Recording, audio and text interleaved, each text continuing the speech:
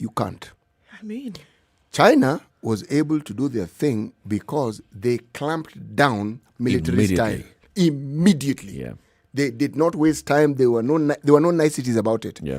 You are not forget curfew. No movement whatsoever. Don't come out of your house. and we know Period. you're coming out of your house. Precisely. Because they knew that they had to clamp down on this thing. They knew, and then they put up a house where there was a high prevalence, hospital put up in record time.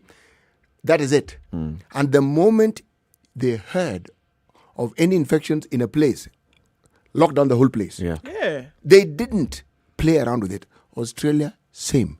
Didn't play around with it. New Zealand, same. This is crazy. In New Zealand, you're still seeing them clamping down and saying, okay, we've had one new One case, case. so we're not going to allow people coming in from Australia anymore. That's This is it. In New just Zealand. because One case, somebody came from Australia, and we had already started allowing people from clamp down. No more Australia, nothing. Yep. But India is, I'm looking at India and I'm basically just getting worried. Because if you remember just a couple of months ago, we were saying, COVID seems to have spared. Look at India with its population, with its number of people who live in slum and highly congested areas. And they seem to have been out of this. And now look, it's just sudden. So world leaders are basically sending support to India now. Americans are saying, we stand with India. We are going to be deploying soon. They have not said what they're doing. Saudi Arabia is sending 80 million liters of liquefied oxygen. At least. You see, that's direct effort and saying, let's go. The Let's UK help out. is sending out ventilators. Immediately they're leaving today, going to India. The US is saying we stand with India. We're saying we stand with India. I just wanted to say something. I mean, look at what we're talking about. We're talking about a vast geographical space as well, and lots of people who live in rural parts of the subcontinent. Can you imagine somebody who already is compromised in terms of their oxygen supply, having then is really sick, having then to travel 300 to 500 kilometers? And you're not taking into consideration other circumstances like traffic and weather and things like that. Having to travel 300 to 500 kilometers to seek medical attention, and then they get to hospital, and you're not able to be served. Yep. And then they die. This is what we are looking at. And it's not one case, it's not 1, 2, 3 cases. It's hundreds of thousands of people. You know how we have debated and talked about this issue of social distancing for the longest possible time? And we have juxtaposed it with situations in our own country when we had those mammoth rallies. And experts said, this one, we're giving it this sort of time, this is what you're going to see. We saw it when summer beckoned in the Western world, okay? And we saw how the prevalence shot up. Yeah. Then India had the religious festival. Now, the Ganges River is a long river. So it isn't as though you need to dip yourself at one particular point. It's along that river. Okay? And the religious significance is profound. Now, you tell me, how many people do you think dip themselves into? And it isn't as though you dip yourself in and do it. Everybody just goes in at the same time. Yes. Now, you tell me, what do you think was going to happen? All those numbers of people doing this at the same time. No, it's beyond tragic. It's a big one. Let's take a break and take a look at the weather, and then we will look at other headlines in the papers this morning. We are already live streaming on SpiceFM KE, YouTube, Facebook, Twitter, and you can say hello to us. We'll be saying hello to you shortly. This is Kenya's biggest conversation, The Situation Room, live on SpiceFM and also live online. Good morning.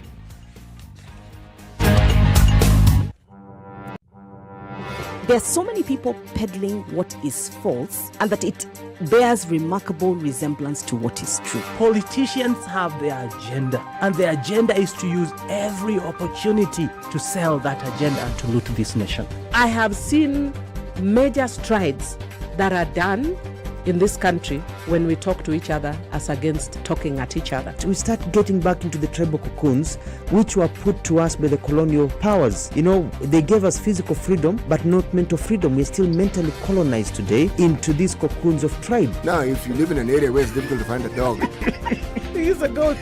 I kid you not. In which part of this country is it difficult to find a dog? So that you resort. Afande hii umbo yako iko na pembe. hii ni umba special. This is the Situation Room, the only way to start your day. The All weather right, in with Nairobi this morning, mostly SpiceFM. cloudy conditions and visibility very low today. Quite a misty morning. We'll see highs of 25 and lows of 17. Partly cloudy conditions in Nyeri at 15, highs of 24. We'll see highs of 25 in Nakuru this Monday. Partly cloudy conditions at 15 and 13 in Eldoret and mostly cloudy. Highs of 22 and lows of 15. The lows will be with 19 in Kisumu. It's mostly cloudy at 20, highs of 27. 25 will ring in as the high in Kakamega today. Mostly cloudy at 19. It's raining in Mombasa at 26. We'll see highs of 32 and lows of 26. It's 27 in Malindi. Light rain as well, highs of 31. 26 the high in Kampala. It's mostly clear at 19. Dar es Salaam continues to have those light rains this morning at 24. Highs of 31 and lows of 25.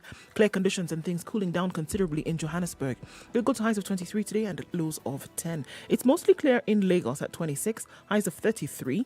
Highs of 32 in Kinshasa. It's raining at 25. Looking into Beijing, it's sunny at 18 going into afternoon. Highs of 28 and lows of 8. 6 degrees and clear in Paris. Highs of 18 and lows of 5. Cloudy conditions in London at 6, highs of 12 and lows of 2. It's clear in New York Sunday night. Coming into Monday morning, it's said there'll be a high of 18 and lows of 6.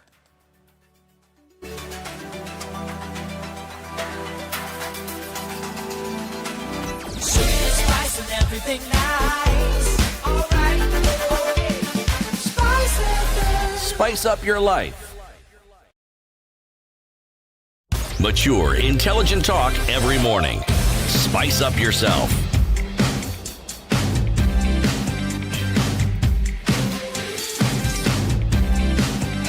Mornings All right, done 17 right. minutes after 6 94.4. Who are online? Who's online? Yes, they are. From Kampala in Uganda, Muhebwa A. Vidal. A blessed good morning, CT Eric and Ndu, and to the whole Spice fraternity. Asante Sana, good morning to you. Jose Mina and Dohio is tuned in from Malindi. Molly Jeepman is watching. Okay, Karibu Sana. Muhammad Hassan, good morning, Spice team. Amazing. Always watching from Somalia. Well, good morning to you. Morning. Director County. That's County 036. Tuned in this morning. And, okay, I lost my train of thought. Okay, and that's where Benson Kiplagat is tuned in from this morning. Stackers Harron is already tuned in. And Rogers Lai tuned in from County 001. Kiroi Yegon, Eldoret, Tushamka, Kuteseka. Wow. Okay. Oh, no. All right. Levy Dennis is tuned in this morning. Says, good morning, guys. Here in Kilifi, we're locked. Barikwe Sana and you too, brother. Dagi Oguta tuned in this morning. Eric Ndu and Dr. Muga. I'm now with you here. Good conversation. Ndu now so. Okay. Ndu. No, so much sounding. Okay, we'll talk about that later. Jacqueline Albert is tuned in this morning from Malindi. Now, Apenda Nyote. It's now Penda Pia. Good morning, everybody, and karibuni sana. Karibu kila mtu. City, today's proverb tafadhali. Right. You know, this one, I debated about this one because it's an old proverb, but when I was reflecting on how it would mirror our situation here, I thought it might be political. Then I said, let it be. Okay. In a moment of crisis, the wise build bridges and the foolish build dams. It's a Nigerian proverb. Oh, I can understand now the prelude to this Yes. proverb. It's a Nigerian proverb. I love it. Please say it again. The wild build the wise. In a moment of crisis, the wise build bridges and the foolish build dams.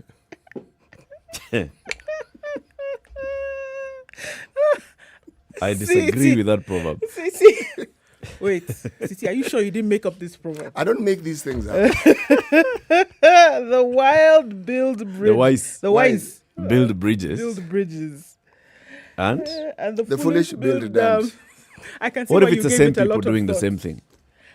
It's the same people who are building bridges and building dams at the same time. it's So a- are they wise or are they It's a are they multiplicity foolish? of stupidity, I think.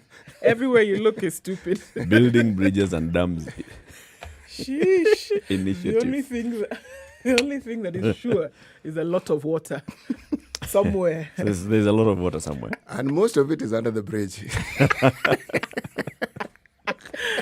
Damn it.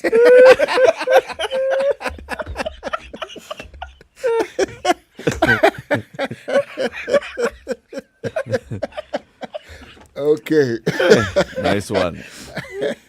Nice one. So let's take a look at the headlines then.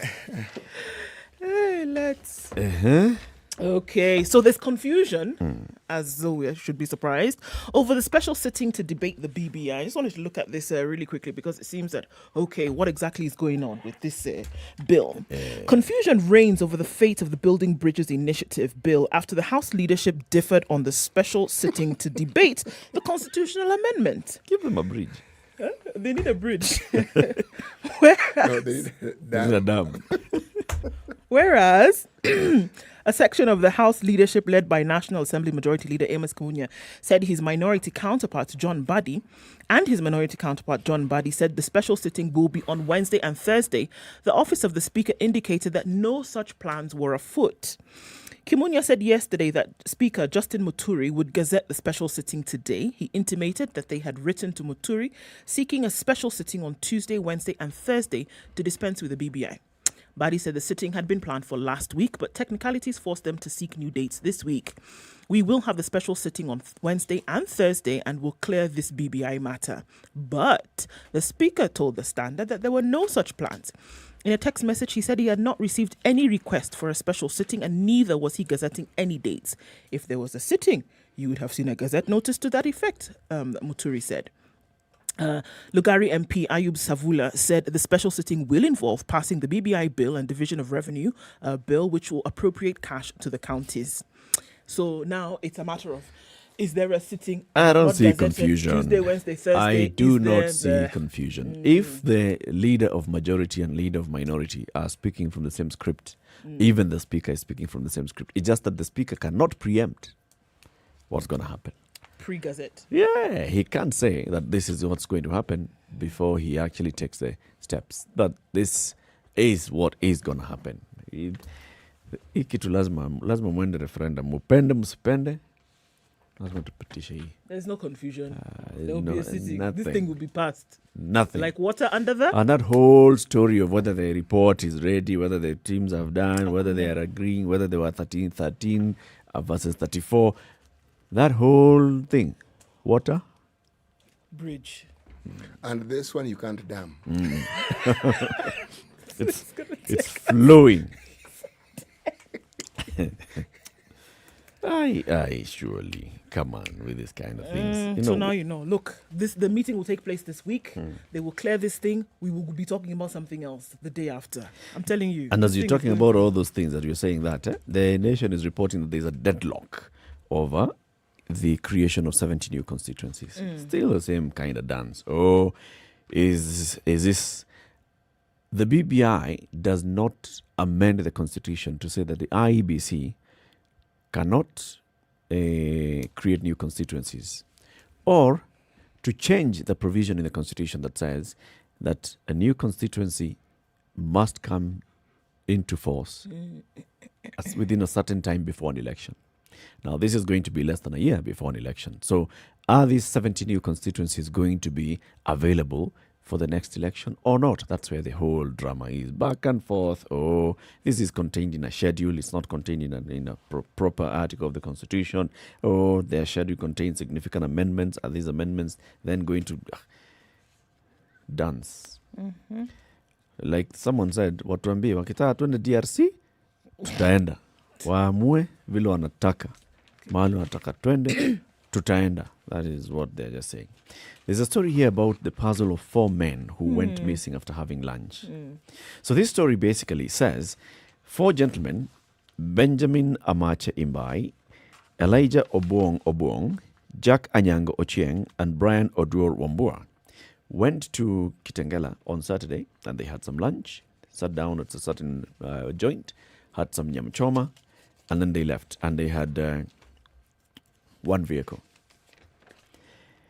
A couple of hours later, their vehicle was found abandoned with their jackets in the back seat, and the guys missing. Their phones off. They haven't been seen since then.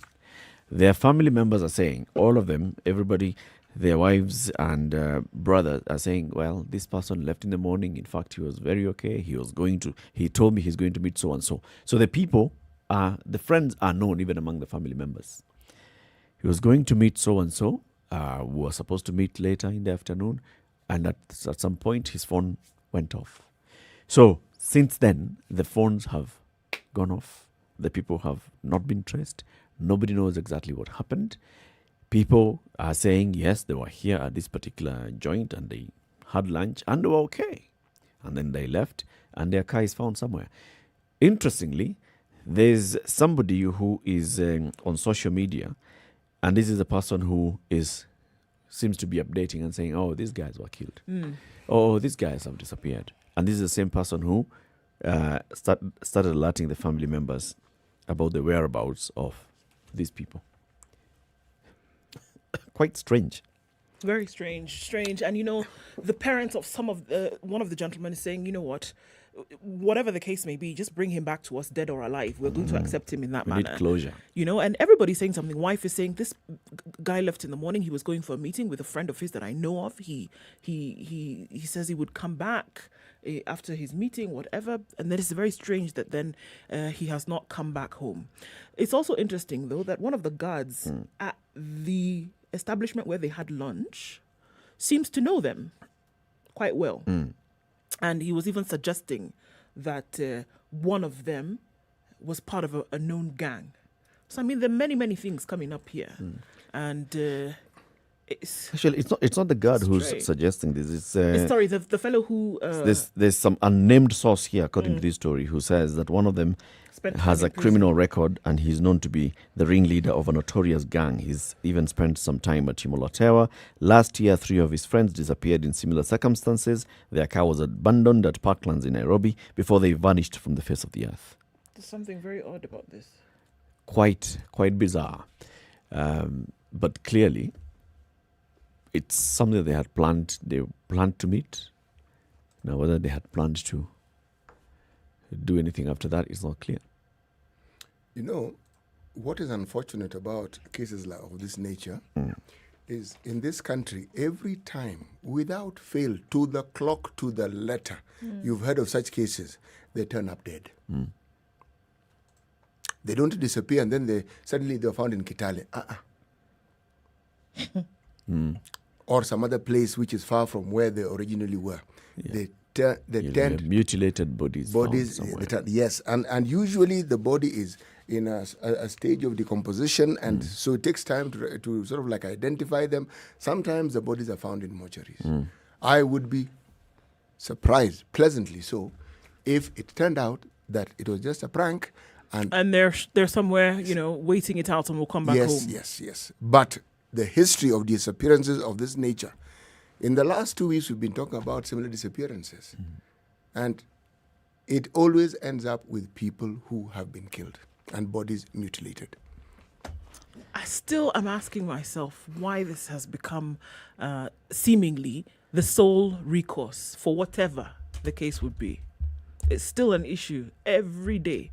We see, in the same paper, again, a woman who's being looked for because her spouse has turned up dead, Over and over again, we see these stories and asking ourselves, what is going on? Why death as the option? There is a perspective here, again, which also bears as much truth as what you are saying. And that is, there is more reporting of such things also. And we are more aware, okay? People die, but the manner in which they die and the stories that accompany it, they have simply taken, should we say, a new turn. We get to read more about it and with more details. And remember, there's something called the smartphone. Huh? It started off with just the phone, but now the smartphone avails a lot more information than one previously had. Yep. You can tell This, by the way, people assume that when you switch off the phone, that the phone can't be traced. It can be traced. I do think, though, that over time, what we've seen is that people are the outward expression of what folks may be feeling inwardly is a lot more rampant now, and this gearing towards violence as a solution, towards death as a solution, towards taking life as a solution, I think has increased. Take a break now, 6:30. Let's see how the roads look like this lovely Monday morning, and then we look at more headlines. Good morning. It's time to answer questions that are worthwhile. The Big Quiz Show is here. Register to play from the comfort of your home by SMSing the word JOIN to 23774. Then watch the live show on KTN every Sunday from 8 p.m. where you could have a chance to win a mealie. The fastest and most accurate answers are guaranteed to win. The Big Quiz Show, Sundays at 8 p.m. only on KTN.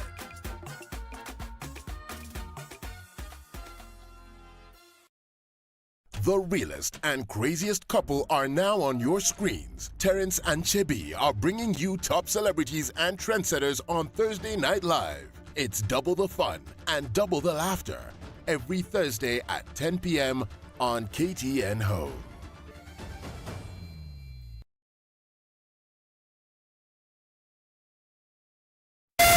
Spice FM, Malindi.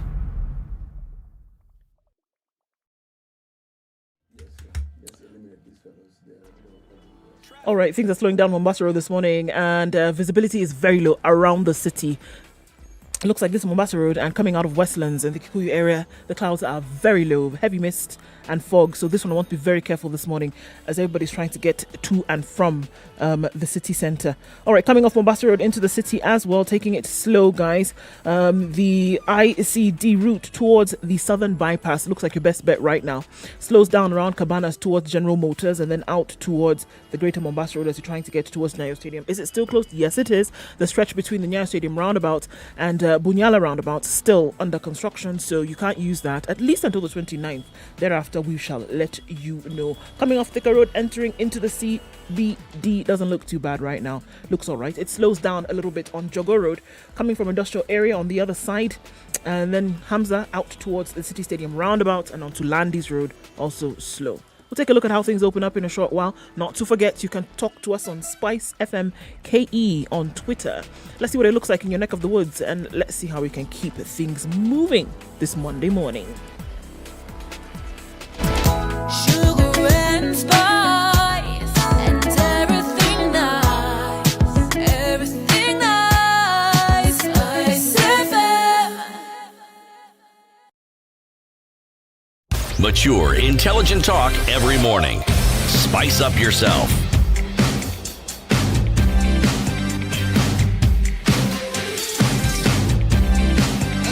Mornings done right. 94.4. 7 to 7, more headlines. Right, so President Uhuru Kenyatta today is going to launch the digital record system at Ardhi House today. No more paper records as Ardhi House goes digital. Any person wishing to perform any land transactions at the Nairobi Land Registry will from tomorrow be required to access the services online as the Ministry of Land goes fully digital in Nairobi. And we had heard quite often CS Farida Karane talk about how this was opening up, and it has come to be.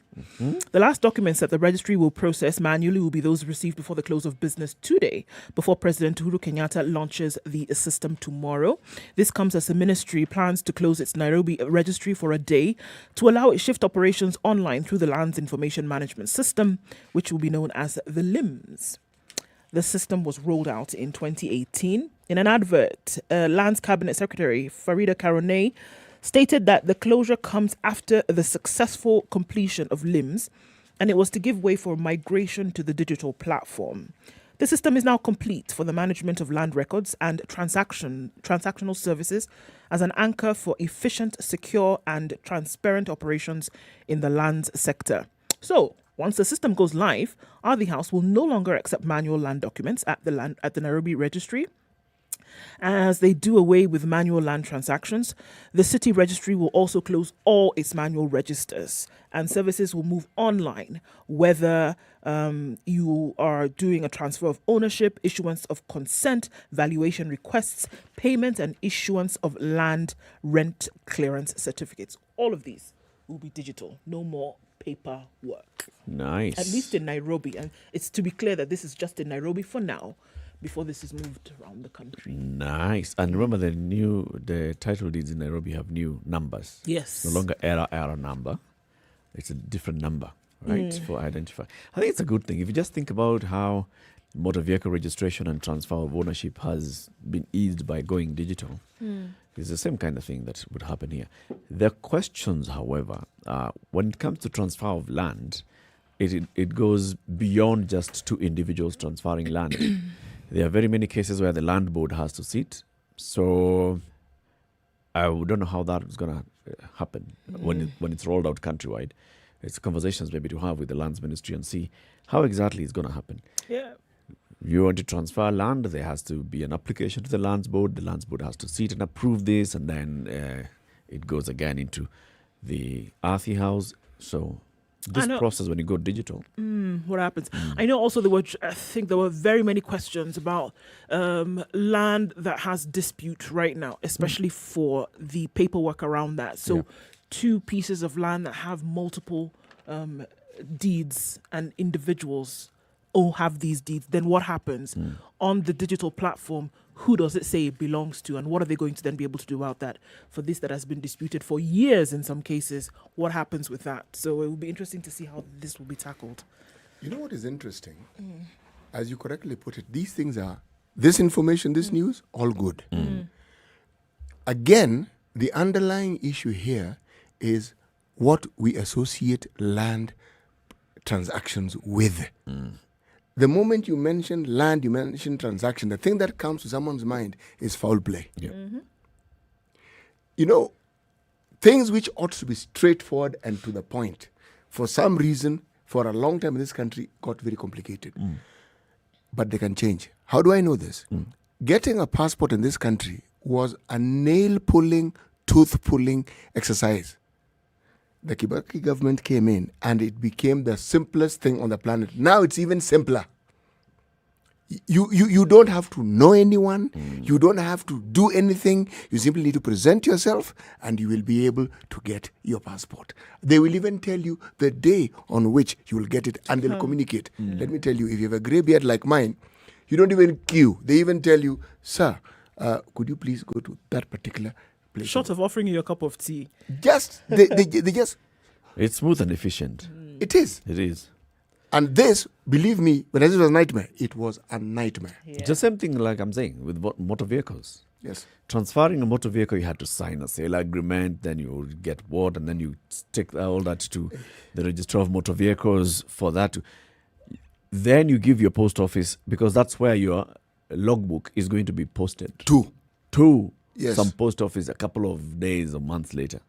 It can disappear anywhere in between there. It can. And you don't know what happened to you. Nowadays, it's as simple as you just fill up a form, and the other person who's buying the vehicle selling, yes, fills the form. goes also and fills up the form.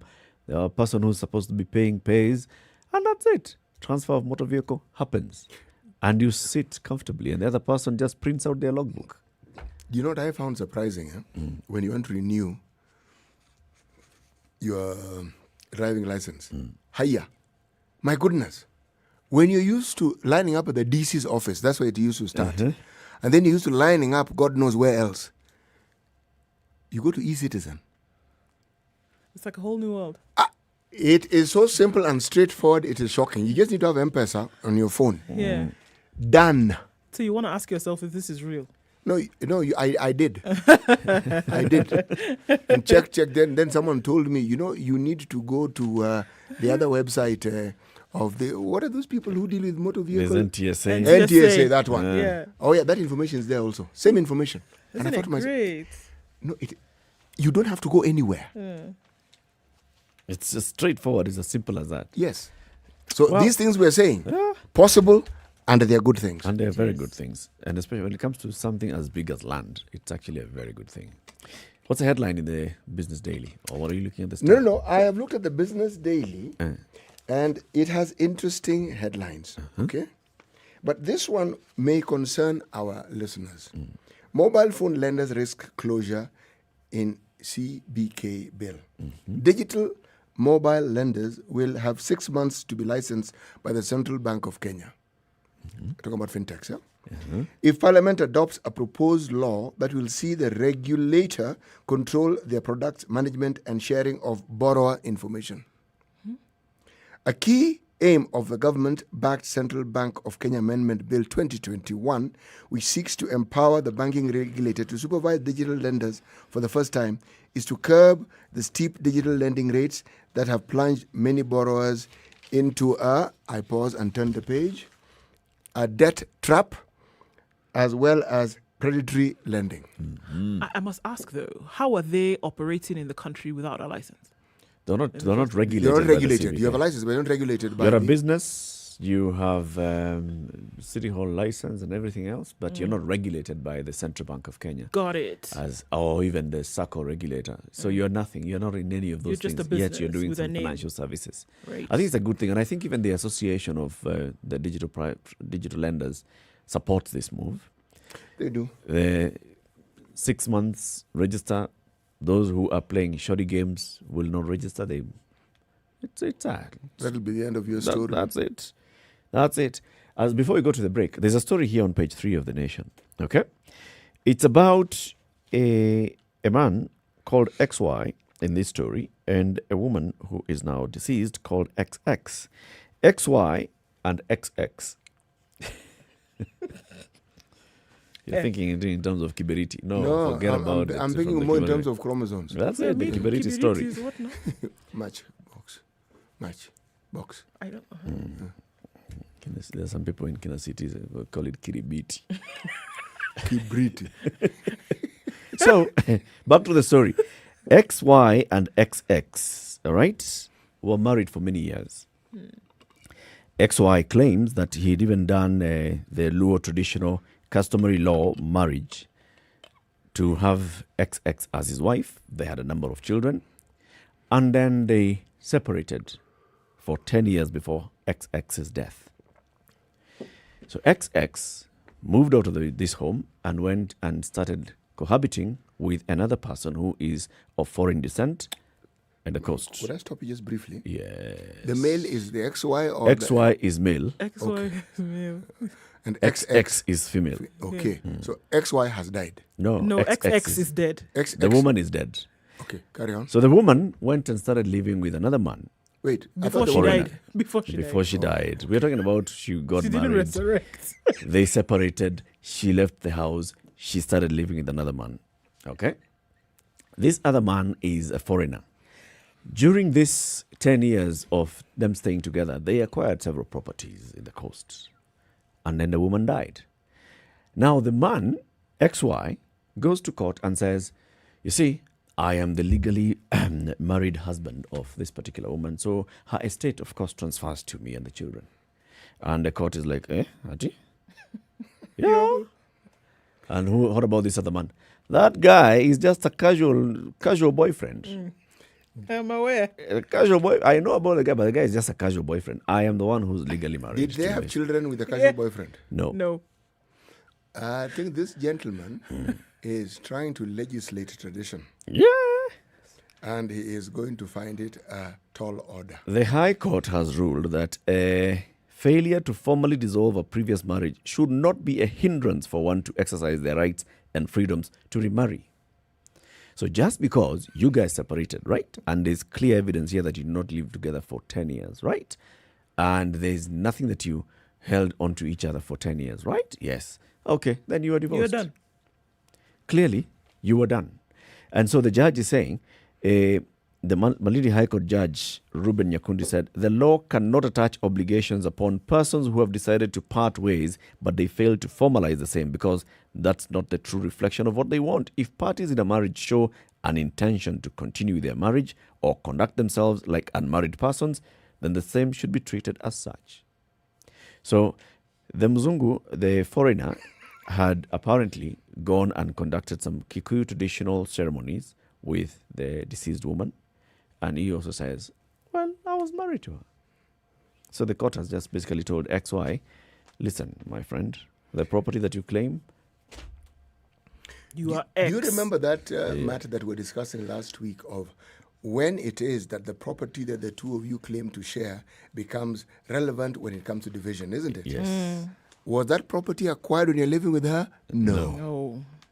But again, if I were to go to certain traditions which I can relate to, the issue of a wife leaving and cohabiting with someone else, at some level was considered a non-issue. Even if you had children, the children were considered to belong to The original husband number one. Yes. So in fact, it used to be, again, remember this was a tradition when people simply married within that larger community. Yeah. So they would say, it is all right. If so-and-so decided to give the other person children, it is okay. It's okay. It's all right. But is she still considered number one's wife? Yes. And the children of number two becomes By this woman, Eh. belong to the other person. Oh. Oh, that's why I said the guy is trying to legislate tradition. And I was referring specifically to, the to a tradition that I can relate to. It's 6:45. This is Kenya's biggest conversation. Let's take a quick break. We'll be back shortly.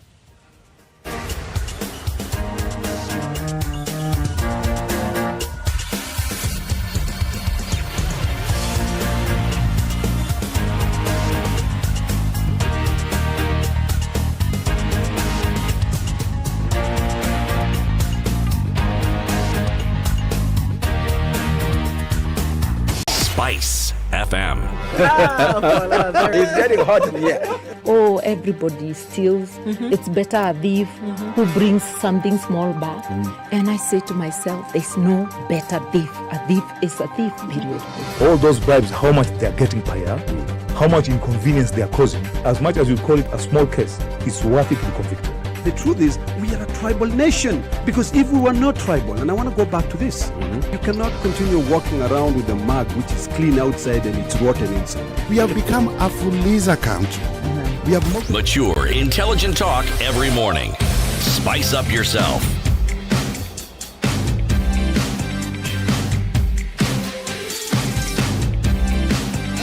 Mornings done right. 94.4 Spice FM, Nairobi. 36 teenagers arrested in an alcohol and sex party, unfortunately, and this took place over the weekend. Security officials in Rachonyo East Sub-County have arrested 36 teenagers who were found consuming alcohol and allegedly engaging in sex during a party. The minors, aged between 12 and 17, were arrested at Koen Village in Kodwach Kawere sub-location at about 11 p.m. Saturday. The teenagers sat their primary and secondary education exams in various schools in the area. Police records indicate the minors were found inside a house at a homestead in the village. The house belongs to a man who had hired some of the minors to take care of it in his absence. In an operation led by Kodwach Kawere Sub-Location Assistant Chief Isaiah Ondero and his counterpart, the minors were found dancing and drinking alcohol. They were playing loud music, which attracted the attention of neighbors. Most of the teenagers tried to escape by jumping over the fence, but only 4 managed to escape. The remaining 36, comprising 26 boys and 8 girls, were arrested. Ondoro said the arrest came after he received a tip-off from the public.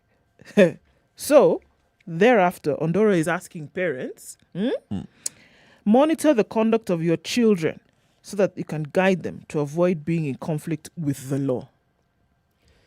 This one was a story clearly indicating that more of these incidents are taking place. No. The thing that has to be acknowledged and accepted is that at a certain age, people will listen to the voices of their peers more to that of their parents. And the influencing factors will be the factors that influence their peers. Those are the people they look up to. Those are the people whose approval they seek, not their parents. The issue of understanding the importance of parents and what parents, those come much, much later when they're much older. But this period when somebody has left adolescence is a young, curious. 35, even probably getting up to 40. They don't listen to their parents. No, they don't. It's when they probably have their own children and those children begin to grow up that they begin to understand what parents or their parents went through. Absolutely. Prior to that, Difficult. And secondly, remember we're talking about the development of the brain and the ability to be cognizant in a wholesome way of what else is about you in your decision-making process. There's a certain age at which your decision-making process, even the best thought-out process, is short-term. What Ondora is saying here is, I mean, I have a 12-year-old, 13, 14-year-old, and they're obviously out of their homes for a night. He's asking, parents are not aware of where these children are, not aware of their whereabouts. 11 p.m., a rural area, parents don't know where their children are. Had they not been caught, had the tip-off not been sent by neighbors and then police getting involved thereafter, would have continued until morning. That is the assumption, and the question is, how many more of these cases are happening? I mean, look at some of these things and then look at the statistics that we're looking at just last week, where you're looking at hundreds of thousands of teenage girls pregnant, having to get out, suspend their learning, take exams while nursing a small baby or even while pregnant. Look at some of these incidences. They have direct correlation. So, I mean, and then we cry later, right? And say it shouldn't be that we have 500,000 pregnant girls in the country at one time. Why is that the case? And I can kind of hear him, but I think that it needs to have, there must be a multi-pronged approach to this thing. I'm saying, let me repeat it. The voices that people listen to when they're young are the voices of those who are their age contemporaries. True. Okay. So the parent can do what they like and you can try and pray. The truth of the matter is, you need to consider what it is that you need to do for your voice to be clearer and louder and more attractive. And that's what I was going to say, or heard at all. And I think in this case is that the voice that is being heard is the voice of the one who's your age. And that the voice of the parent is not coming out very loudly right now. When some of us were at that age, 13, 14, 15, 16, and in the rural areas, there used to be something they used to refer to as tea parties. They were never around the corner. They were far off. No, they were far off, 5, 6 kilometers away. And the area were predominantly bushy forests. And there were wild animals. There were even leopards, okay?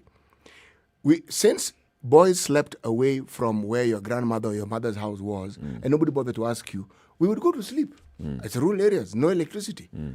At around 7, at 9, we're out. Gone. And we're back around the time when you're supposed to either milk the cow or go to the farm or something, but you are gone. God alone knows what you saw along the way and what you experienced, and the likelihood of clashes and people getting injured. All I'm saying is, it is a fact that the things that drive a young person have very little to do with the values that their parents have striven, right? Yes, to inculcate in them. So then how do you deal with that issue? Oh, no. Or just leave it? No, you don't. No, you don't leave No, it. you don't. Because these are, it's like a saving. It is useful later. As their brains develop and they become cognizant, you see, what makes you walk around out at night? You're not aware of the dangers, but it's a remote possibility. And in your mind, it can't happen to you. A parent must instill these things because a time will come when you will have developed and understood exactly where your parents are coming from. It's a reference point. If you don't train them and bring them up that way, they never have a reference point. My point is, should they be arrested? These 12 to 17-year-olds. Yes. Did they know what they were doing? Arrested for what purpose? But they were arrested now. They're at a party. Yes, I understand. They've come to a house. They're at a party. They've just cleared school. So they could call it whatever, Leavers Bash, whatever. Right? We've just cleared our 4th form or standard 8. There's a party somewhere. Police have come. They've arrested all of them. And they're saying they were involved in what? Underage drinking and sexual activities. There you go. See, this is now branded onto these kids and they're taken to police station and they are paraded for everybody to see. But remember, the matter was reported to the police. The neighbors are the ones who heard the ruckus and called the police. It was reported to the police. So the police came and the police did what they do. They arrested them. Somehow, there is a thinking behind this that a little shaming might help you understand the errors of your ways. No. The debate on that one is incomplete. The jury is still out on that one Yes. because I don't know necessarily that because you make it public that they will not then engage in the future. There are those who will probably never want to be in that position ever again. But there are those who will simply be hardened. Yeah, those who are saying now if they want to now accuse me, let them accuse me properly. Let me do it. You see, it now goes down not only just to someone's age, but someone's personality. Yeah. There are people who are risk averse. There are people who, man, give Dance them a in the risky eye of the situation. Oh, storm. goodness They will gracious not me. do this again. Now you've got them. Now Let's do it. Yes. Okay. Nyoro and Wamatangi, and this is Wamatangi. This is the governor of Kiambu and the senator of Kiambu County are trading barbs over what is considered to be some lost 300 million shillings.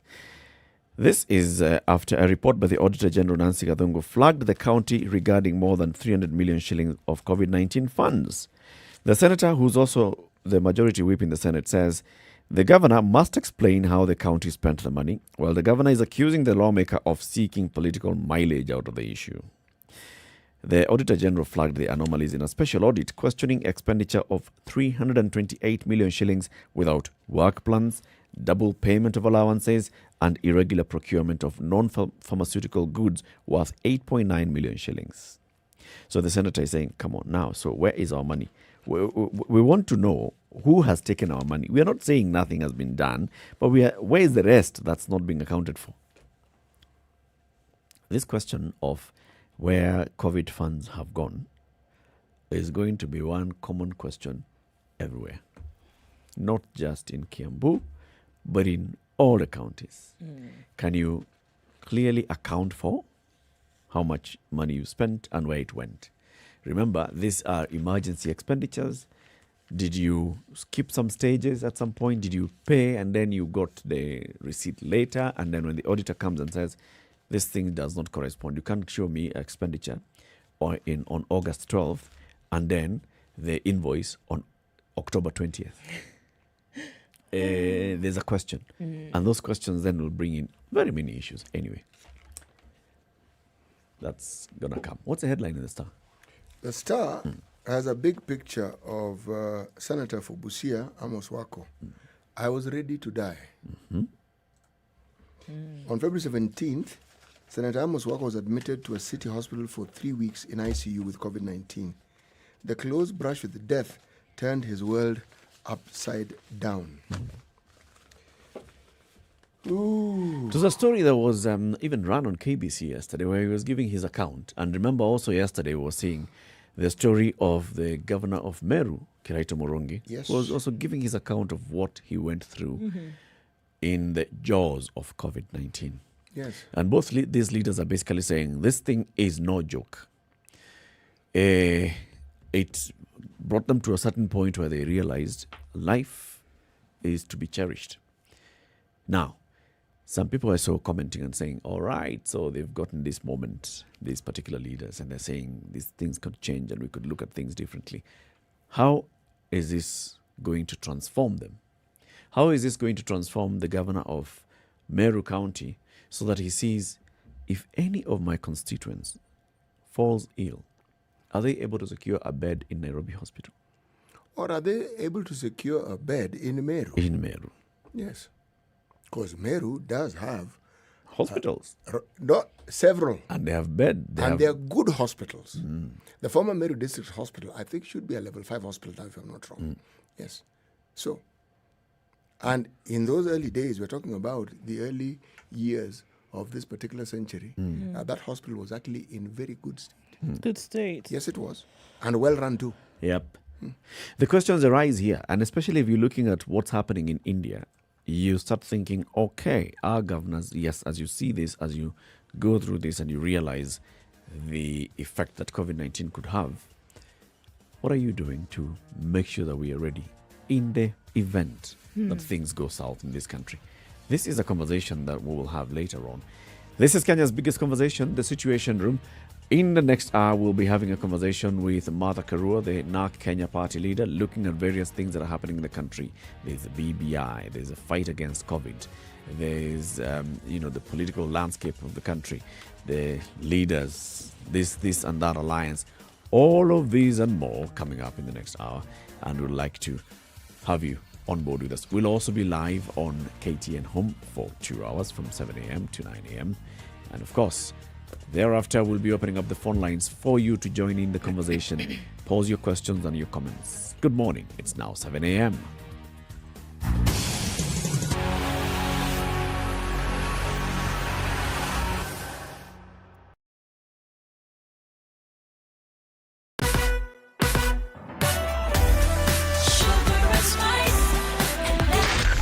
SpiceFM, Nakuru.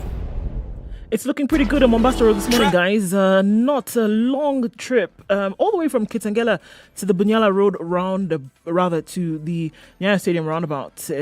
Takes about half an hour. Or it took about half an hour this morning. Hopefully it doesn't slow down and everybody can get where they're going without too much of an issue. The thing that's going to bother folks today is the fog that's very low, and we're talking about windshield level today. Very low fog, so that's affecting in some parts, guys. So please take it easy. You want to know what's ahead of you, literally, in this case. Coming off Jogger Road into the CBD, it's a bit slow, but it's not anything crazy just yet. It looks good coming off of Thika Road into the CBD via the Pangani underpass, and then out towards Wangari Maathai Road, also good. Coming from Limuru Road past Village Market, out into the city as well. You can go straight towards Ngara, or you can use Wangari Maathai Road. You wouldn't have any problem with that at all. So traffic doesn't look like it's going to be our problem this morning, but we're going to take a look and see in a bit. All right. If it does get crazy in your neck of the woods, let us know. SpiceFMKE on Twitter. Text on 40127.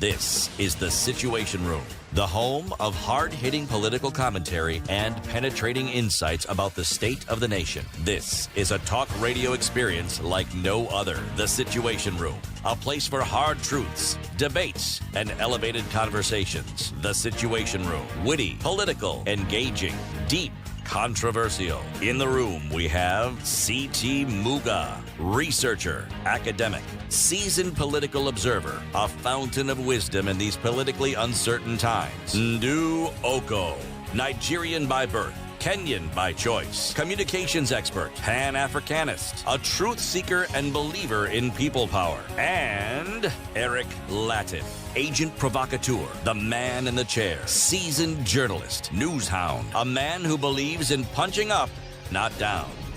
This is The Situation Room, the only way to start your Kenya's day. Biggest conversation continues into the second hour. Thank you very much for joining us. We're now live on KTN Home for the next 2 hours from now until 9 a.m. In addition to being live on SpiceFM, wherever you are around the country, Malindi 97.7, Nyeri 90.9, Eldoret 96.7 or 96.0 in Nakuru, Kisumu and its environs is 102.5.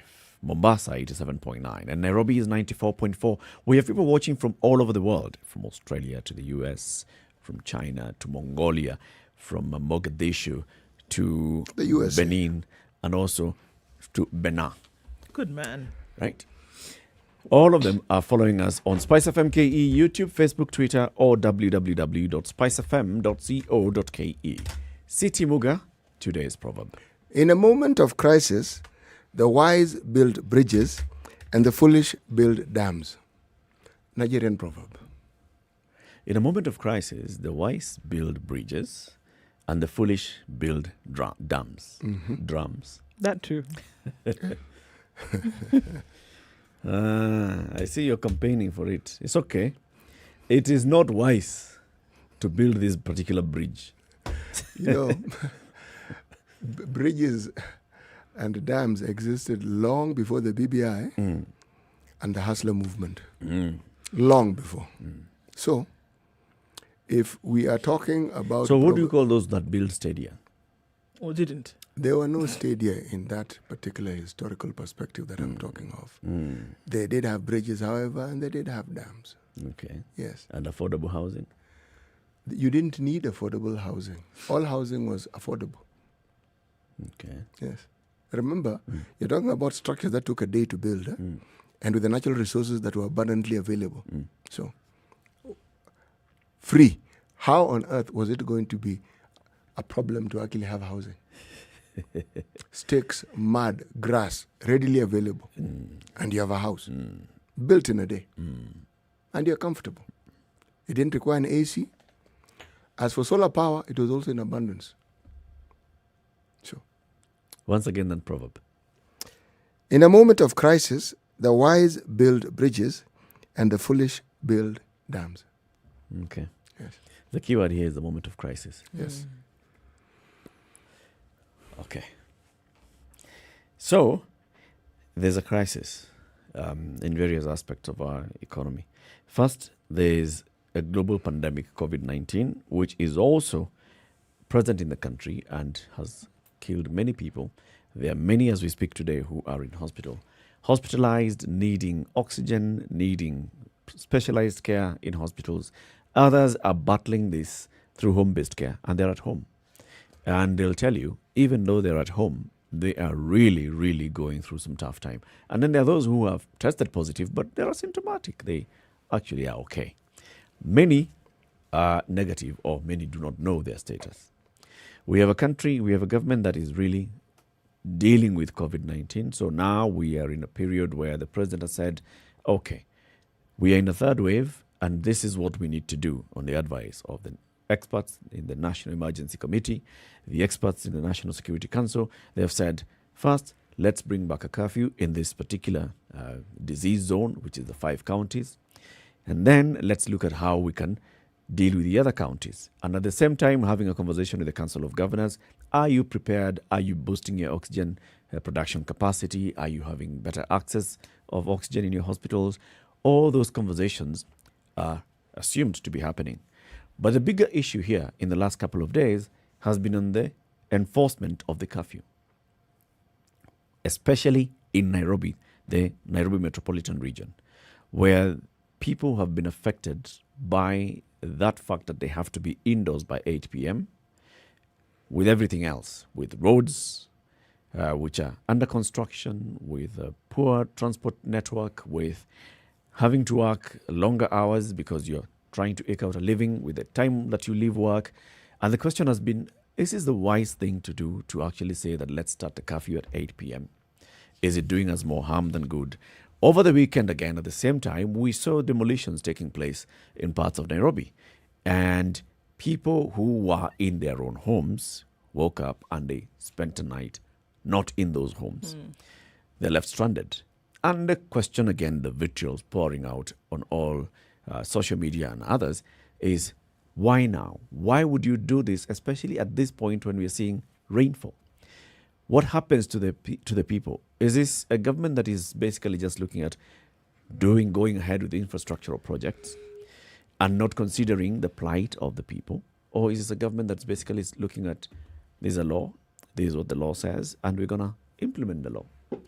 This and other conversations are what we want to have with NARC Kenya Party Leader Martha Karua, who joins us on the line. Good morning, Martha.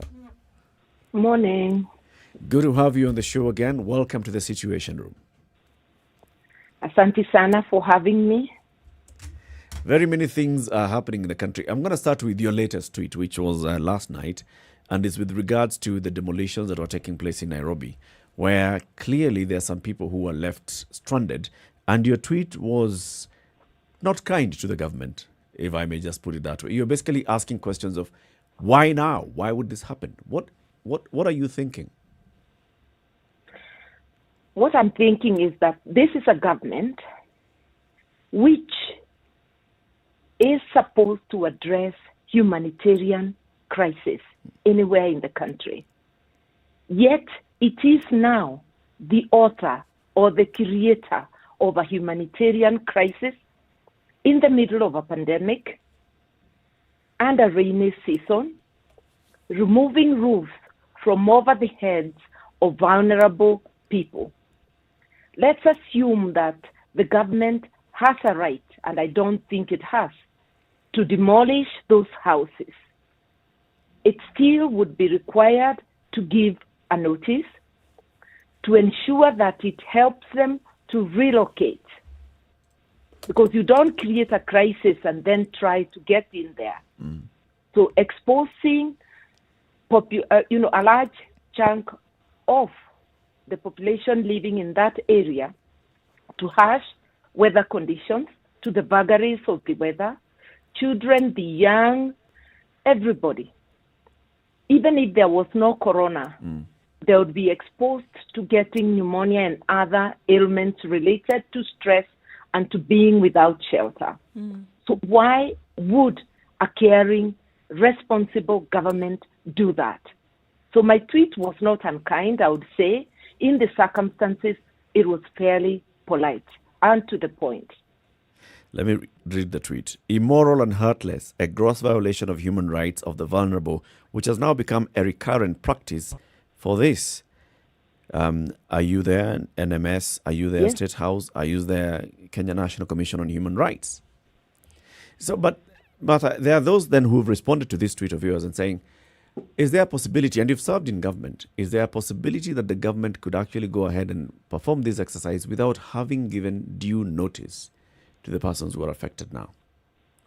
There are two things. You give due notice and you must help them relocate. You must find alternatives. They can't vanish into thin air. Let's face it. The government had not gone on leave or on vacation when those people built, when those people put up structures. They didn't stop them now. Then they now have a responsibility. If indeed they have lawful claim to the land and they want to do development, nobody stops that, but help them to relocate. Okay. Yeah, not just notice. Two things. Yeah.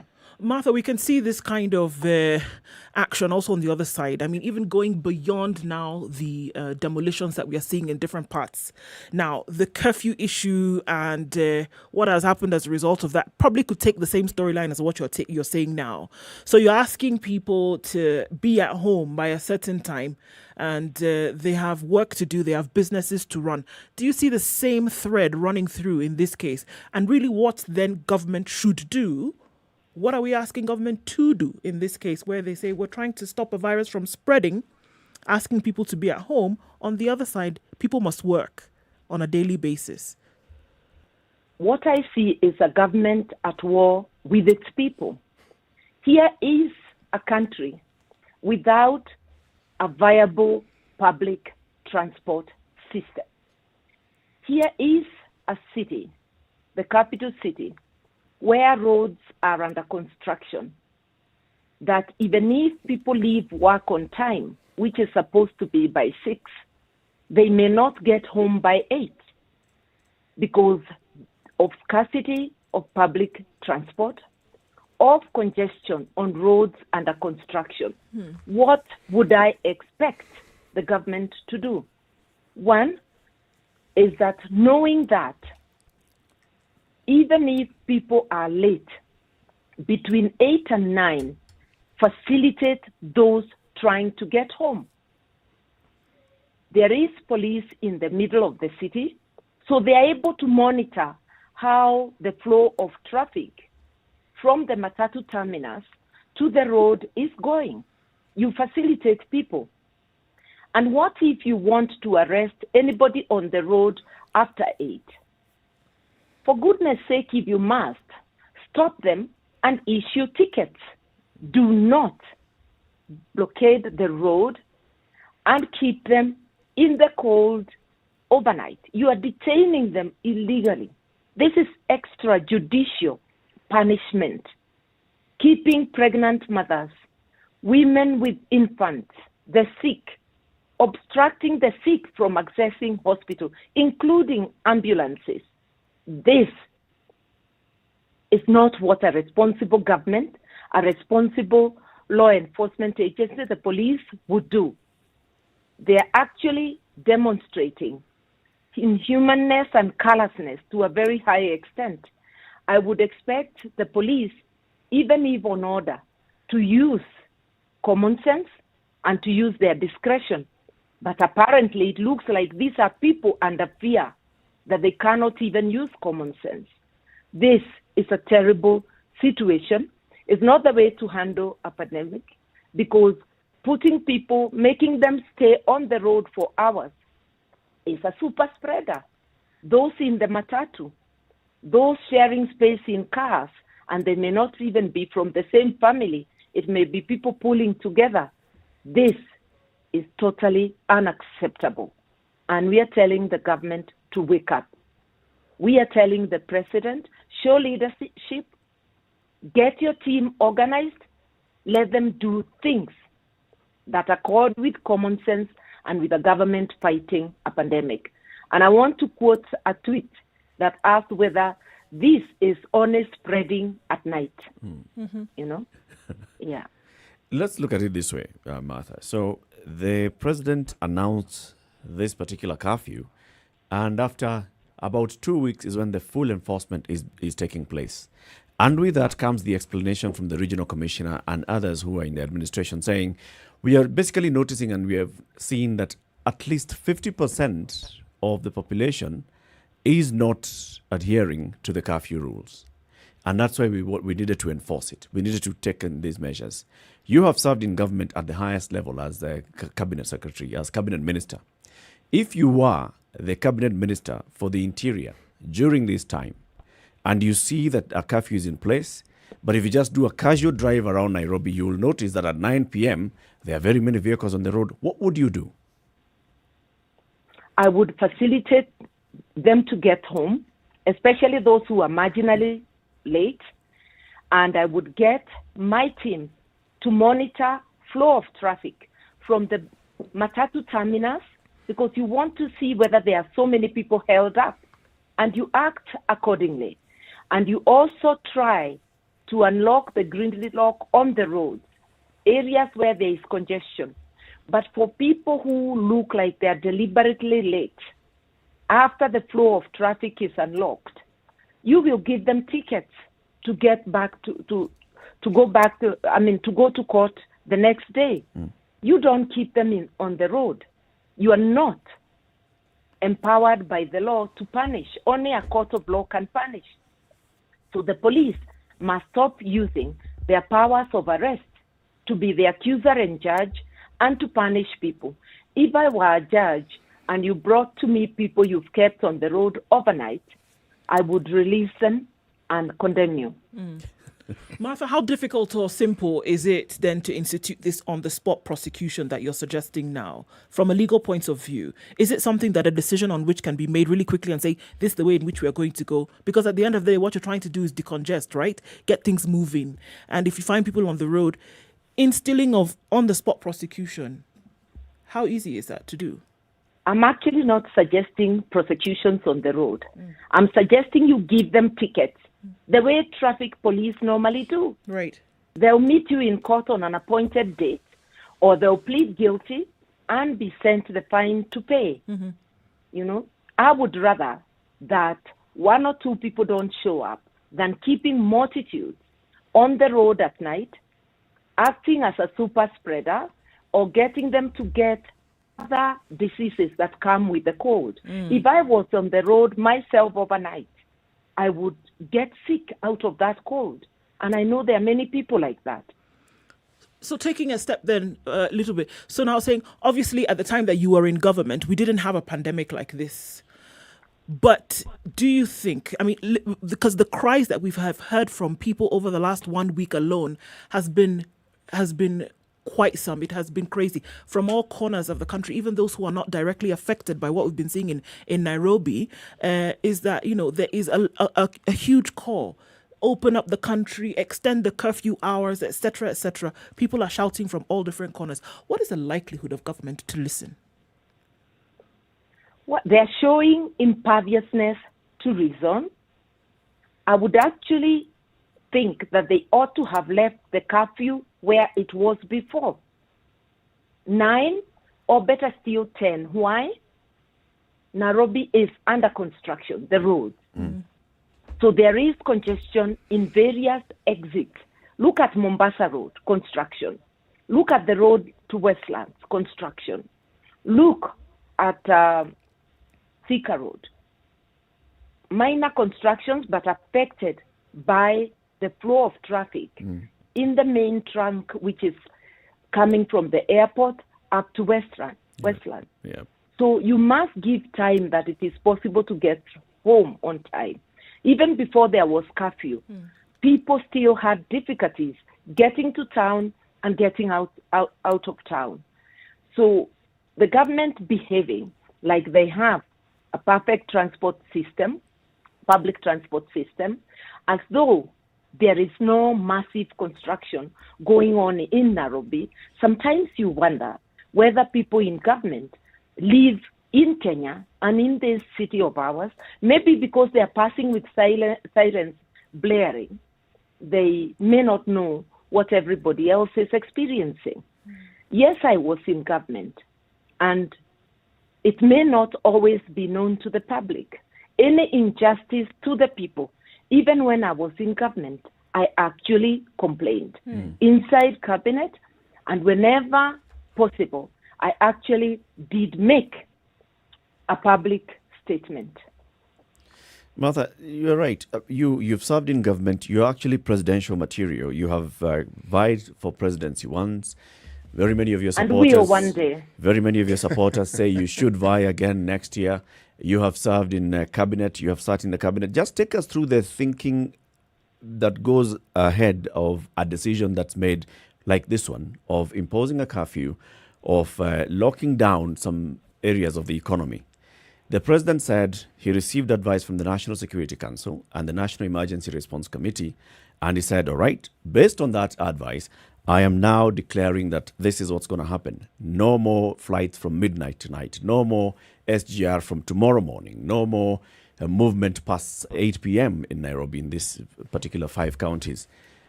When such decisions are made, what kind of thinking goes behind it? Is there a lot of because we keep saying here, had they played out the scenarios of what is likely to happen if you say no SGR from tomorrow morning? What's likely to happen if you say bring the curfew to 8 p.m.? Is there such kind of thinking that takes place before the president is given this advice? I can almost bet that there was no cabinet meeting. And what normally happens is that, or used to happen in the Kibaki cabinet, because I can't talk of the Uhuru cabinet. In the Kibaki cabinet, the ministry that is concerned with the matter takes the lead. And right now, the president didn't say he was advised by his cabinet. He said National Security Committee and the Emergency Response Committee. That would generally mean the security sector and the National Emergency Committee. And I would expect that even that partial part of cabinet that sits in the National Security Committee would be alive to the consequences. They saw what happened in the first curfew in Mombasa, where they brutalized people. Later on, there was some sort of apology from the government, but the damage had been done. So they would, or we would expect them to be better prepared for the second round of curfew, that they will worry about observing human rights, even when enforcing the curfew. If the government thinks that the night is a super spreader, I don't know what scientific evidence there is. I'll give it to them, because let them govern the best way they know how. But let them take cognizance of the fact that the roads in Nairobi, because of that main trunk road, Mombasa Road to Westlands, they should know that there'll be congestion getting out of town and getting into town. So you plan for that. You push the curfew to a time that you give enough time between 6 and say 10 for people to get out of town. You also revise your rule book on enforcement, ask them to observe human rights, and also not to detain people unnecessarily. You'd expect that police would escort the sick to get to hospital, not just a blanket, blocking of the road, so unreasonable that you can't even let an ambulance pass, a pregnant woman who is trying to access hospital, and everybody detained on the road. This is, a wake-up call. let the security people in the security committee here, Yeah. let the National Response Committee, which has civilians here, stop fighting Kenyans. Facilitate ease of movement, taking into account the public transport problems and the constructions going on in the city. And to the government, take into account that when you lock the 5 counties, you have actually locked down the entire country. Nairobi and Machakos, gateway to Mombasa, gateway to parts of Kajiado, gateway to Nakuru, which again is gateway to the Rift Valley, to Western, to all the way to Turkana. Nyanza. Yeah, Rift Valley goes up to Turkana. Yep. It's the gateway even to parts of Laikipia, which is still Rift Valley. You lock Central Kenya, Kiambu. By locking Kiambu, you are also locking again Northeastern, which is accessed through Thika. You are locking Eastern, which is accessed through Central. And also parts of Northeastern, like Moyale, which is accessed again through Central, through Isiolo. So I'm saying those 5 counties is a lockdown of the whole country. You're also interrupting people's means of livelihood, especially those living from hand to mouth. You cause immediate joblessness. Once a lockdown is affecting several sectors, from tourism to transport to many, many other sectors. So if you're not thinking about livelihoods, apart from the problem of transportation, a lot of people cannot put food on their tables, cannot pay rent. So if there is no cushion to these vulnerable groups, and on top of it, you are demolishing and leaving people without shelter, like happened in Jiro, which has happened throughout lockdowns. We've had demolitions. It's like the government chooses to demolish under the cover of darkness, the lockdown. It is totally a government at war with these people. That is the picture that I get.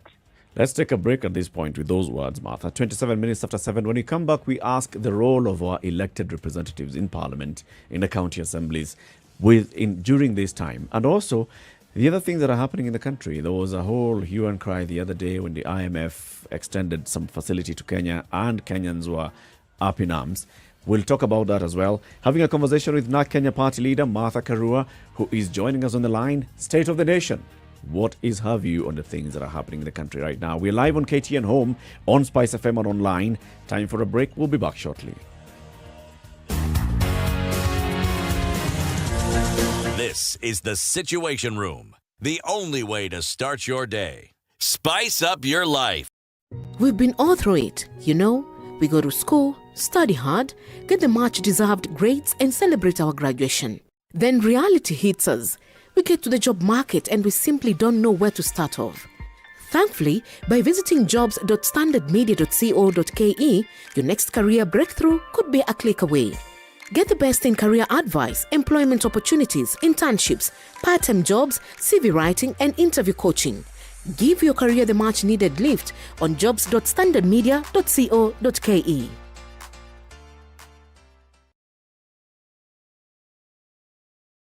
As the Kenyans are roared into the home straight here. 4 Kenyan queens have lit up this balmy Bahamian night. It's where the rivalry is unmatched, where the soul meets the track, where the great are distinguished from the good. An arena where the records are broken. A new world record. It's not just been beaten, it's been obliterated. A stage where the legends are born. For Team Kenya, the Olympics is more than just a sport. It is our tradition.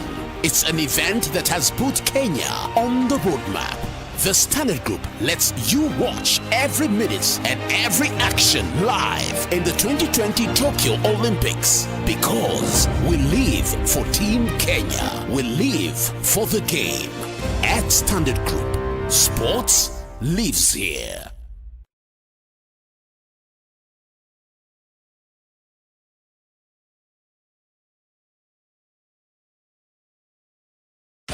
"24/7 around the world, non-stop. This is Spice FM.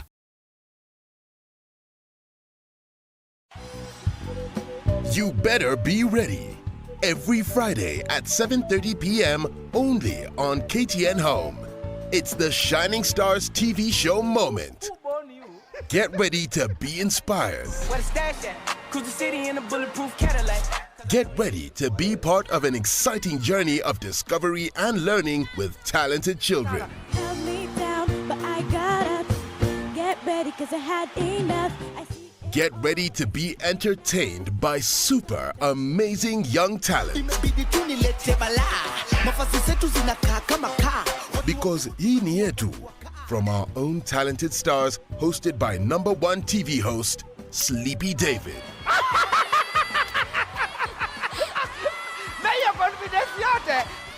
Shining Stars TV show, every Friday, 7:30 p.m. only on KTN Home.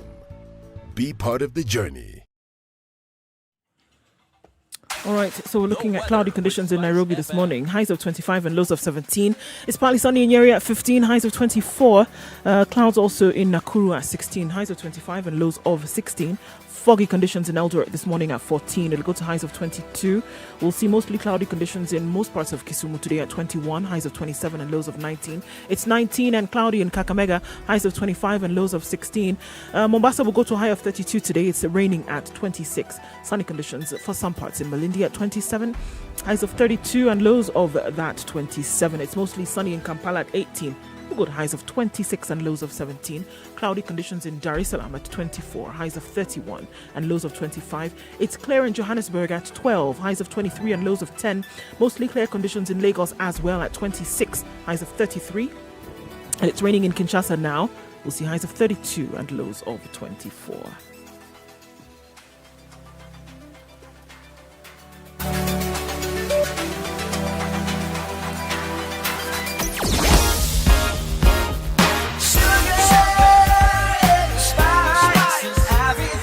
So Mombasa Road is not giving you that Monday morning headache, and I think that's great, at least for now. Traffic is not too heavy and outbound, so the ICD route also is proving to be very good for a lot of folks, getting to then the southern bypass as a way into the city without too much trouble. The construction also slows things down considerably in industrial area. Coming out, the roads are still being worked on there. Likoni Lunga Lunga. Then coming out towards the Likoni interchange, you will connect with the traffic that stops right around the southern bypass, but not for too long. It's not too messy there. Coming off of Thika Road into the CBD is also looking pretty good.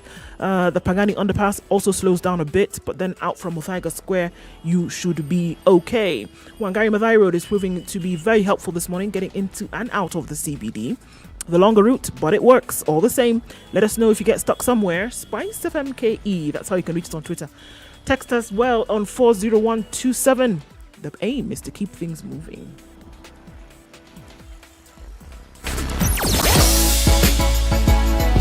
Sugar and spice and everything nice.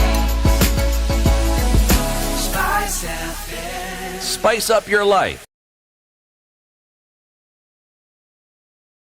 Mature, intelligent talk every morning. Spice up yourself.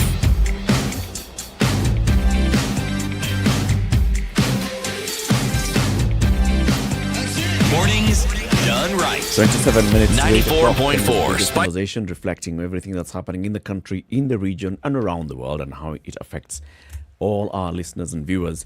In the room every morning, you have Eric Latif, Nduoko, and CT Muga. Joining us on the line this hour is NARC Kenya Party leader Martha Karua, discussing the state of the nation. Mheshimiwa, I followed your tenure as Minister for Water, and I saw the revolutionary changes you brought about within that sector. Changes that we live with today, changes which were not only far-seeing but extremely beneficial to the citizens of the country. A credit to you and to the Kibaki government. Before I fast forward to today, let me ask the question.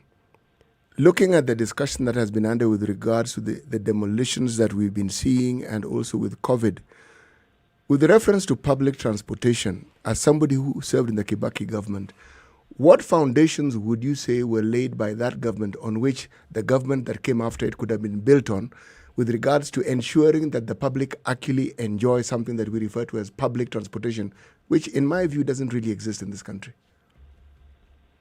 I think that the foundations I could say were laid by the Kibaki government is firstly bringing order on the roads. If you remember the Michuki rules, also opening up the roads.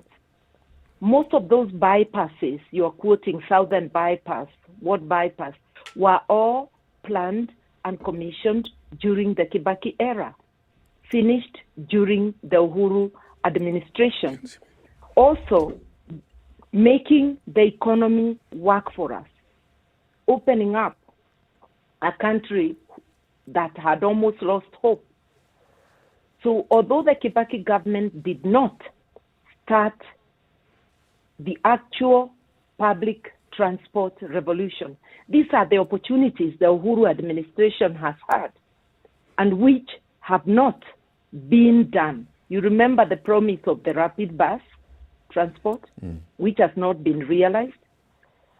The issue of transportation, light rail around the city, started partially, but not quite expanded. So it's a question of lost opportunities. Let me ask this question, since I am on that particular track. Discussions with those who are partners in the transportation industry. From your view, is it something that a government can have in order to not only sanitize, but to make sane this transportation which the bulk of our citizens have? Let me say this, that before even they have a discussion with those in the industry, a government must commit money to public transportation. The responsibility, first and foremost, is on the government. And if projects are implemented without corruption, it is possible. But in this country, we know the elephant in the room is the corruption that attends all government procurement processes. And therefore, we price everything beyond our capability.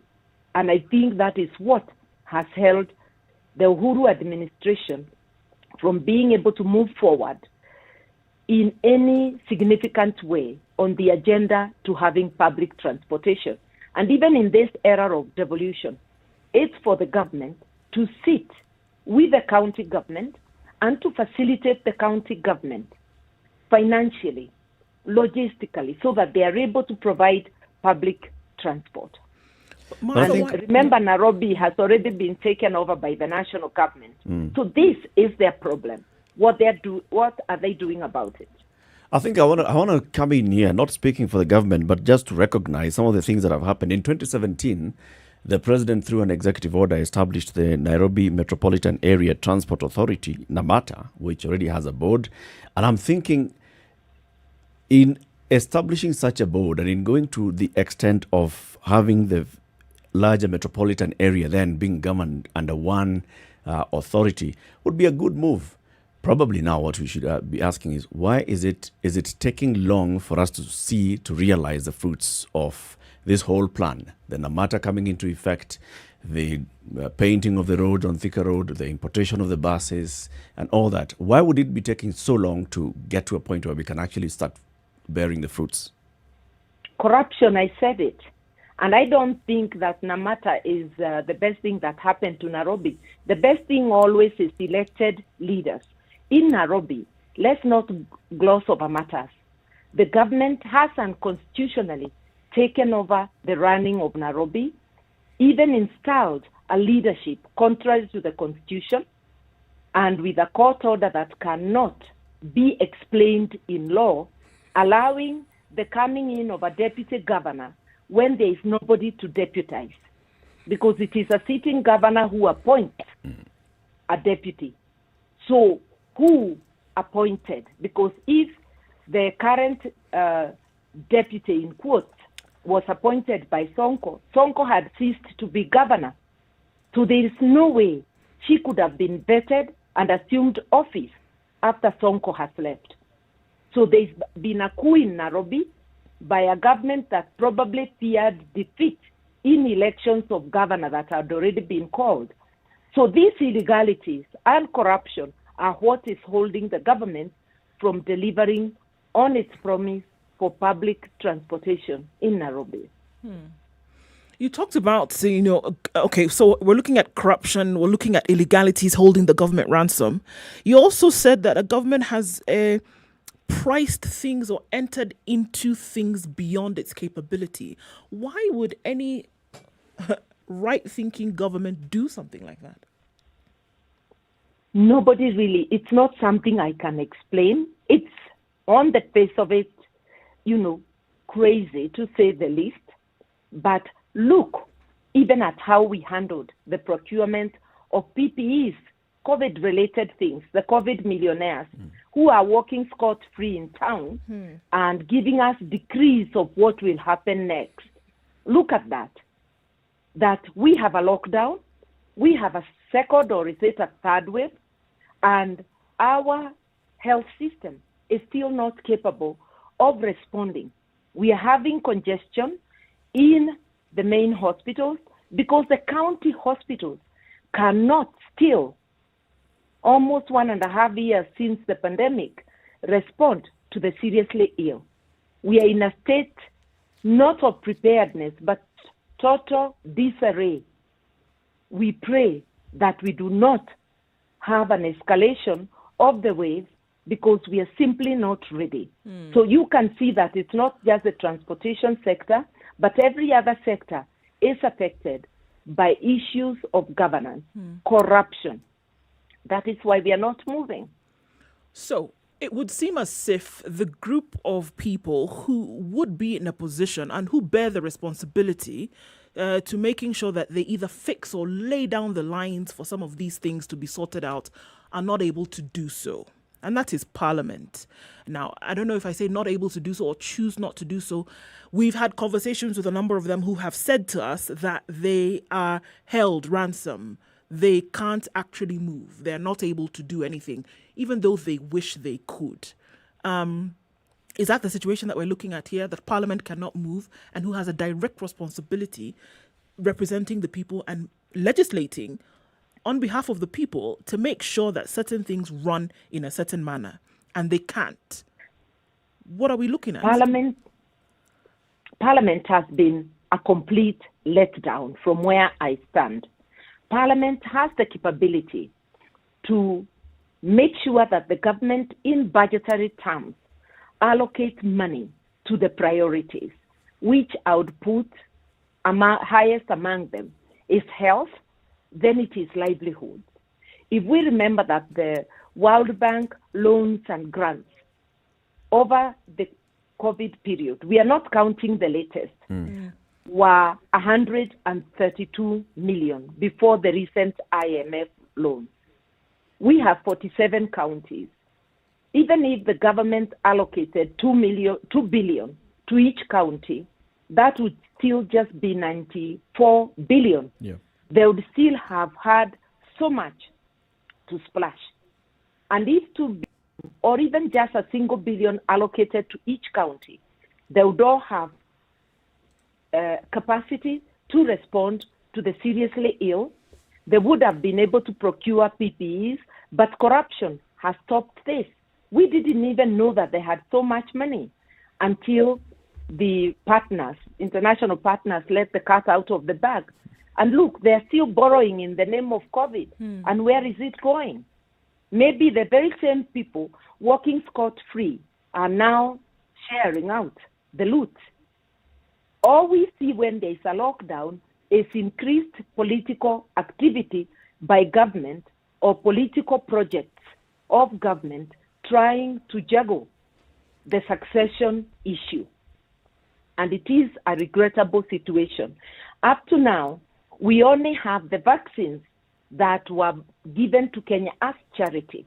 1 million vaccines in a country of over 50 million. The Ministry of Health is telling us that we are going to get more vaccines, but clearly there is no plan of getting vaccines to cover at least 50% or 3/4 of the population so that we avert a crisis. So the government is acting clueless. A lot of talk and very little to show for it. And I really supported the Ministry of Health initially because the press briefings, the communication to the people on what to do was admirable at the start of the pandemic.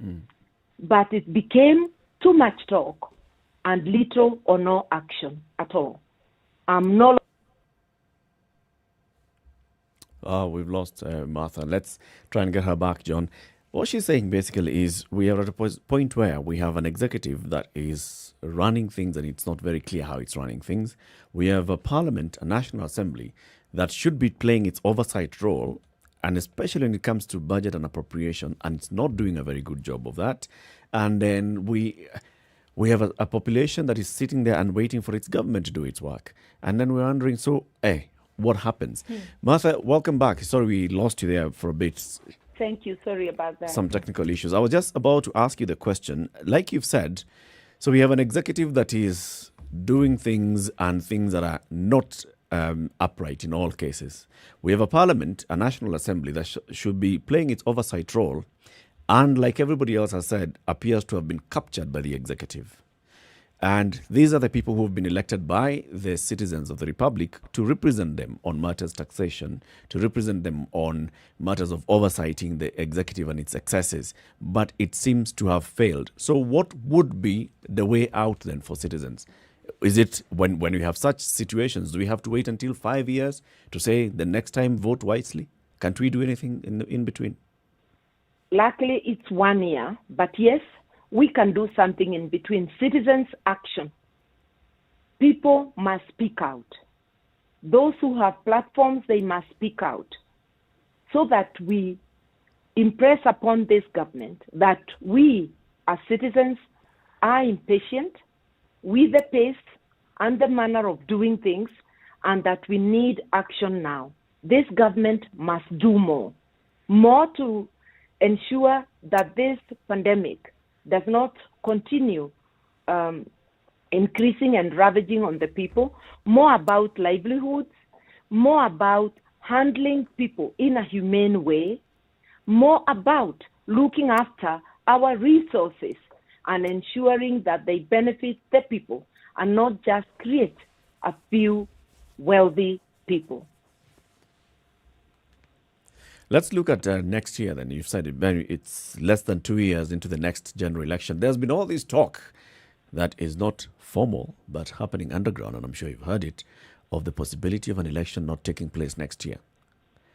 Would there be any such possibility under our current constitution and our current political landscape? No, the constitution does not allow it, and this government cannot use the pandemic to tell us they want to extend their rule. That means extending suffering for Kenyans and just utilizing the money to justly enrich themselves. What would stop anything like that, Martha?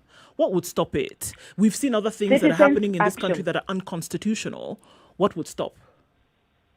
I think we are telling citizens, please let us wake up. We can stop this. World over, it is citizens who stop atrocities continuing to happen. This government must be told from all corners that Kenyans are not going to stand the ultimate betrayal, a constitutional coup, which is in the making. We really must stop it. As Linda Katiba, we've said many times that what is happening is nothing short of a constitutional coup. And really, we must stop it. But let's look at it now practically, really, Martha, okay? We have an IEBC that only has 3 commissioners. The president recently placed the advert as a Kenya Gazette notice for the application for the other 4 commissioners to fill in.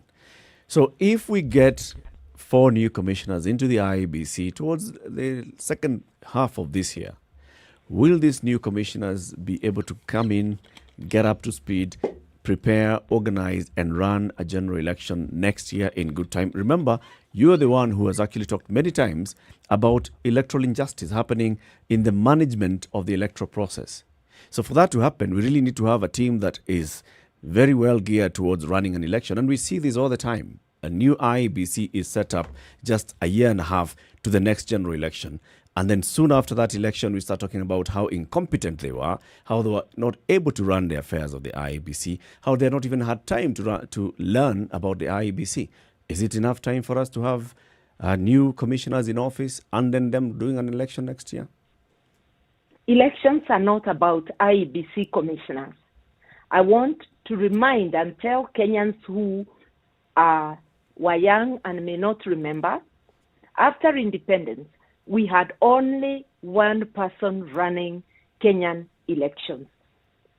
It was a Mr. Montgomery. After that, I can remember Nyarango, Zakaria Nyarango. One person, because there's a civil service in the Electoral Commission. They have their civil service that actually runs the elections. It is not 7 commissioners who run elections. It is the IEBC Secretariat and the county teams in every county. When I talk about electoral reforms and electoral injustice, I am not talking about changing the faces of the commissioners. I couldn't even care less, even if it was Chebukati and the 2 commissioners who went to the elections. It is about ensuring that, as decreed by the Constitution, Kenyans are able to participate in decision-making relating to the election process, both at the national and the county level. I'm actually dismayed that the Electoral Commission has not started a national conversation on what requires to be done before the next election. We cannot have the government hiding behind the Electoral Commission and driving the electoral process single-handedly.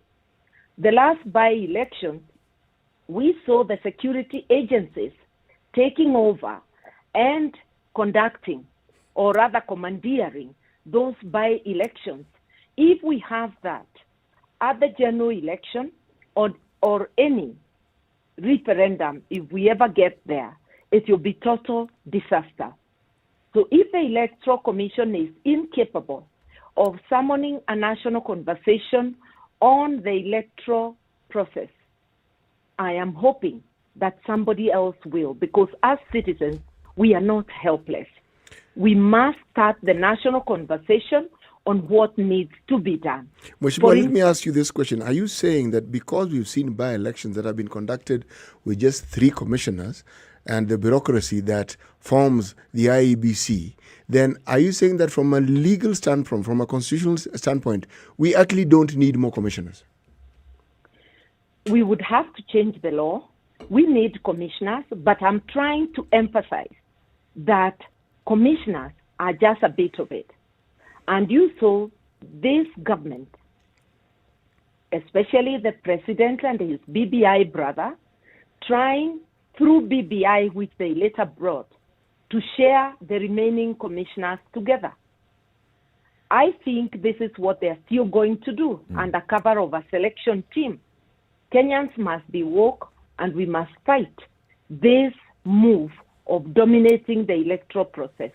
Because even though they may hold some of the largest political formations, they are not the whole country, and they cannot be the ones presiding over an election they are interested in. So I'm not in any way saying that we should not regularize the Electoral Commission, but I am saying there is more to elections than the face of the commissioner. We should be discussing what safeguards need to be put in place so that we do not have computer-generated leaders. What would make a government bow to pressure, Martha? And I'm looking at what happens. Do you really feel that citizen-led debate, citizen-led conversations, and this kind of pressure on government will bring about results?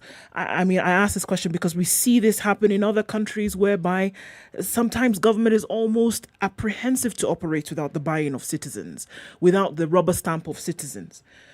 For what we see today here, do you think what you're suggesting is enough, or at least a starting point to get government to actually listen to the people over which it's supposed to govern? Yes, it can happen, and it has happened before. I've lived through revolutionary moments where Kenyans have spoken out loudly. The multi-party did not return because of the benevolence of Moi. It was forced by Kenyans. The Constitution did not come about because of the benevolence of the government, not even of the Kibaki government. It came because the people willed it, because there was sufficient push by citizens. And I'm saying as citizens, let us wake up. It entails sacrifice. This government has tried to deny us our civil liberties. Anybody attempting to talk, anybody attempting to demonstrate, those demonstrations are broken up with tear gas and arrest. Look at the young people from the Communist Party being arrested. Look at activists like Mutemi Wakiama, who is communicating political issues through satire, being arrested.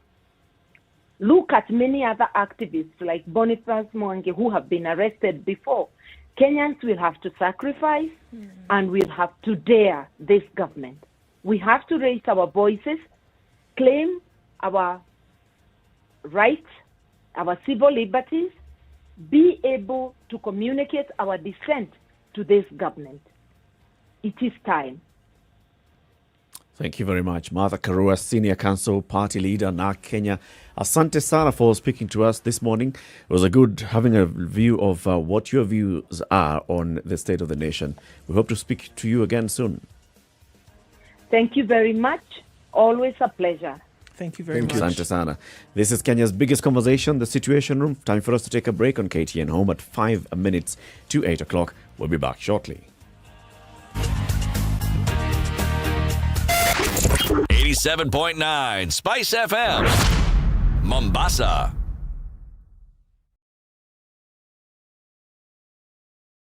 This is the Situation Room, the only way to start your day. Spice up your life. Thank you. The political class, the contestants, everybody is trying to outsteal the other. Remorse is not taught in any school. Manners is something you get from your mother. You don't get it from your political party. Why are we so unfocused as a country? Why are we spending money and resources, yet we have real challenges in this country? This coronavirus pandemic should teach us one thing, that universal healthcare is critical. Because at this point, whether you have a medical card that covers you, it doesn't matter. It doesn't matter. This is the Situation Room, the only way to start your day. Mature, intelligent talk every morning. Spice up yourself.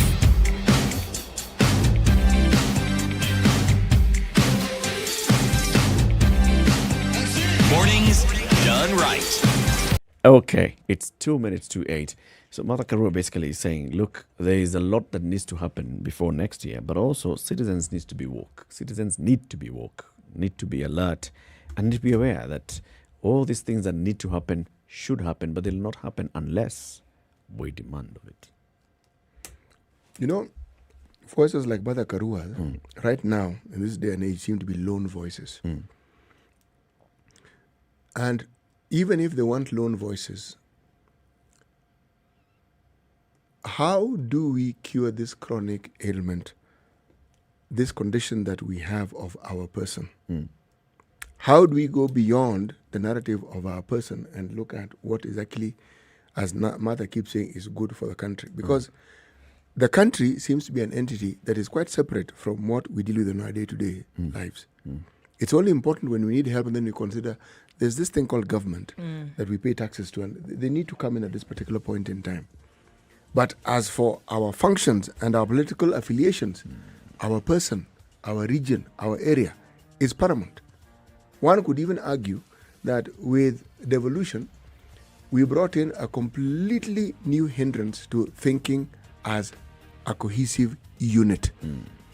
In the absence of counties, you could think as a cohesive unit. Right now, somebody may say, yeah, we need this thing. They'll give it thought. But the truth of the matter is, my county, again. Us guys are okay. There's a fallback plan to it. So how do we overcome this? I mean, how do other countries overcome it? I mean, okay, so if you want to look at devolution as something that slightly mirrors federalism, right? And if you look at a country like the United States, whereby it is a federal system, how are they able to have nationalism while also then being, paying allegiance to their particular state? Because you hear about America as a country, you're not necessarily, when you think about it, you're not thinking about New York, Texas, or Florida. They think about it as a country. How are they able to do that? Conversations to continue into the next hour. This is Kenya's biggest conversation, the Situation Room. Let's take a look at the traffic. It's now 8 o'clock. 102.5 Spice FM, Kisumu. All right. Today is that day when you're not really sure where do we go. It's Monday and there's not much traffic anywhere you want to look at it. Looks like normal state of things on Mombasa Road. Heading out into the CBD. Inbound is not a problem at all. Coming off of Thika Road into the CBD as well, looking pretty good. People are able to traverse the city without too much of an issue. Okay, let's take a hop into Mombasa and see where the ferries are operating without any issue. Today, there's not much traffic in or out of Mombasa town. And then going west into Nakuru as well, coming out of town, looks good. Into town as well, looks pretty good. Not much in terms of traffic. Back into Nairobi, off Langata Road, off Ngong Road, into the CBD, then out towards Westlands. It's your normal Monday morning traffic, and it's actually not that heavy. All right, use the bypasses if you need to. They will always serve you good in case something does happen in the normal streets. Let's take a look in about half an hour and see how this may have changed or remained the same. SpiceFM KE, that's how you can get in touch on Twitter. You can text as well on 40127.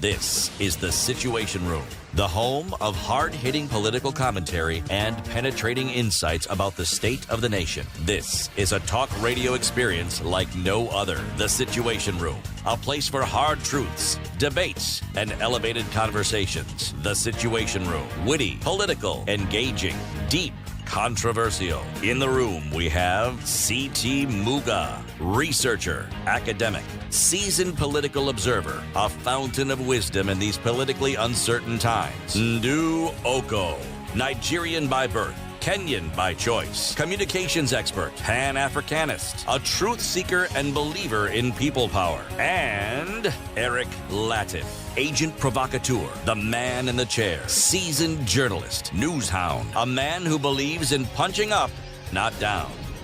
This is the Situation Room, the only way to start your day. It's 2.5 minutes after 8 o'clock.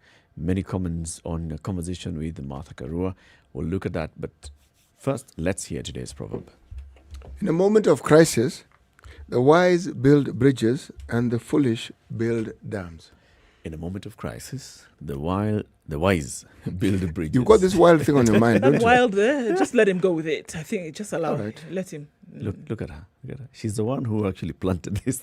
You said it first.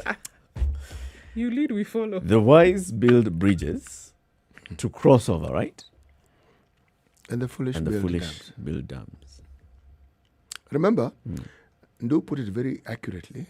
They have one common denominator: water. One enables you to go above the water.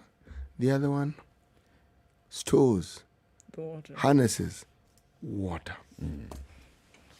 Okay. What are some of these comments?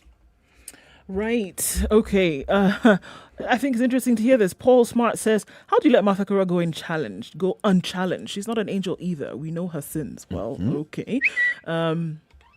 I never tire listening to Martha Karua.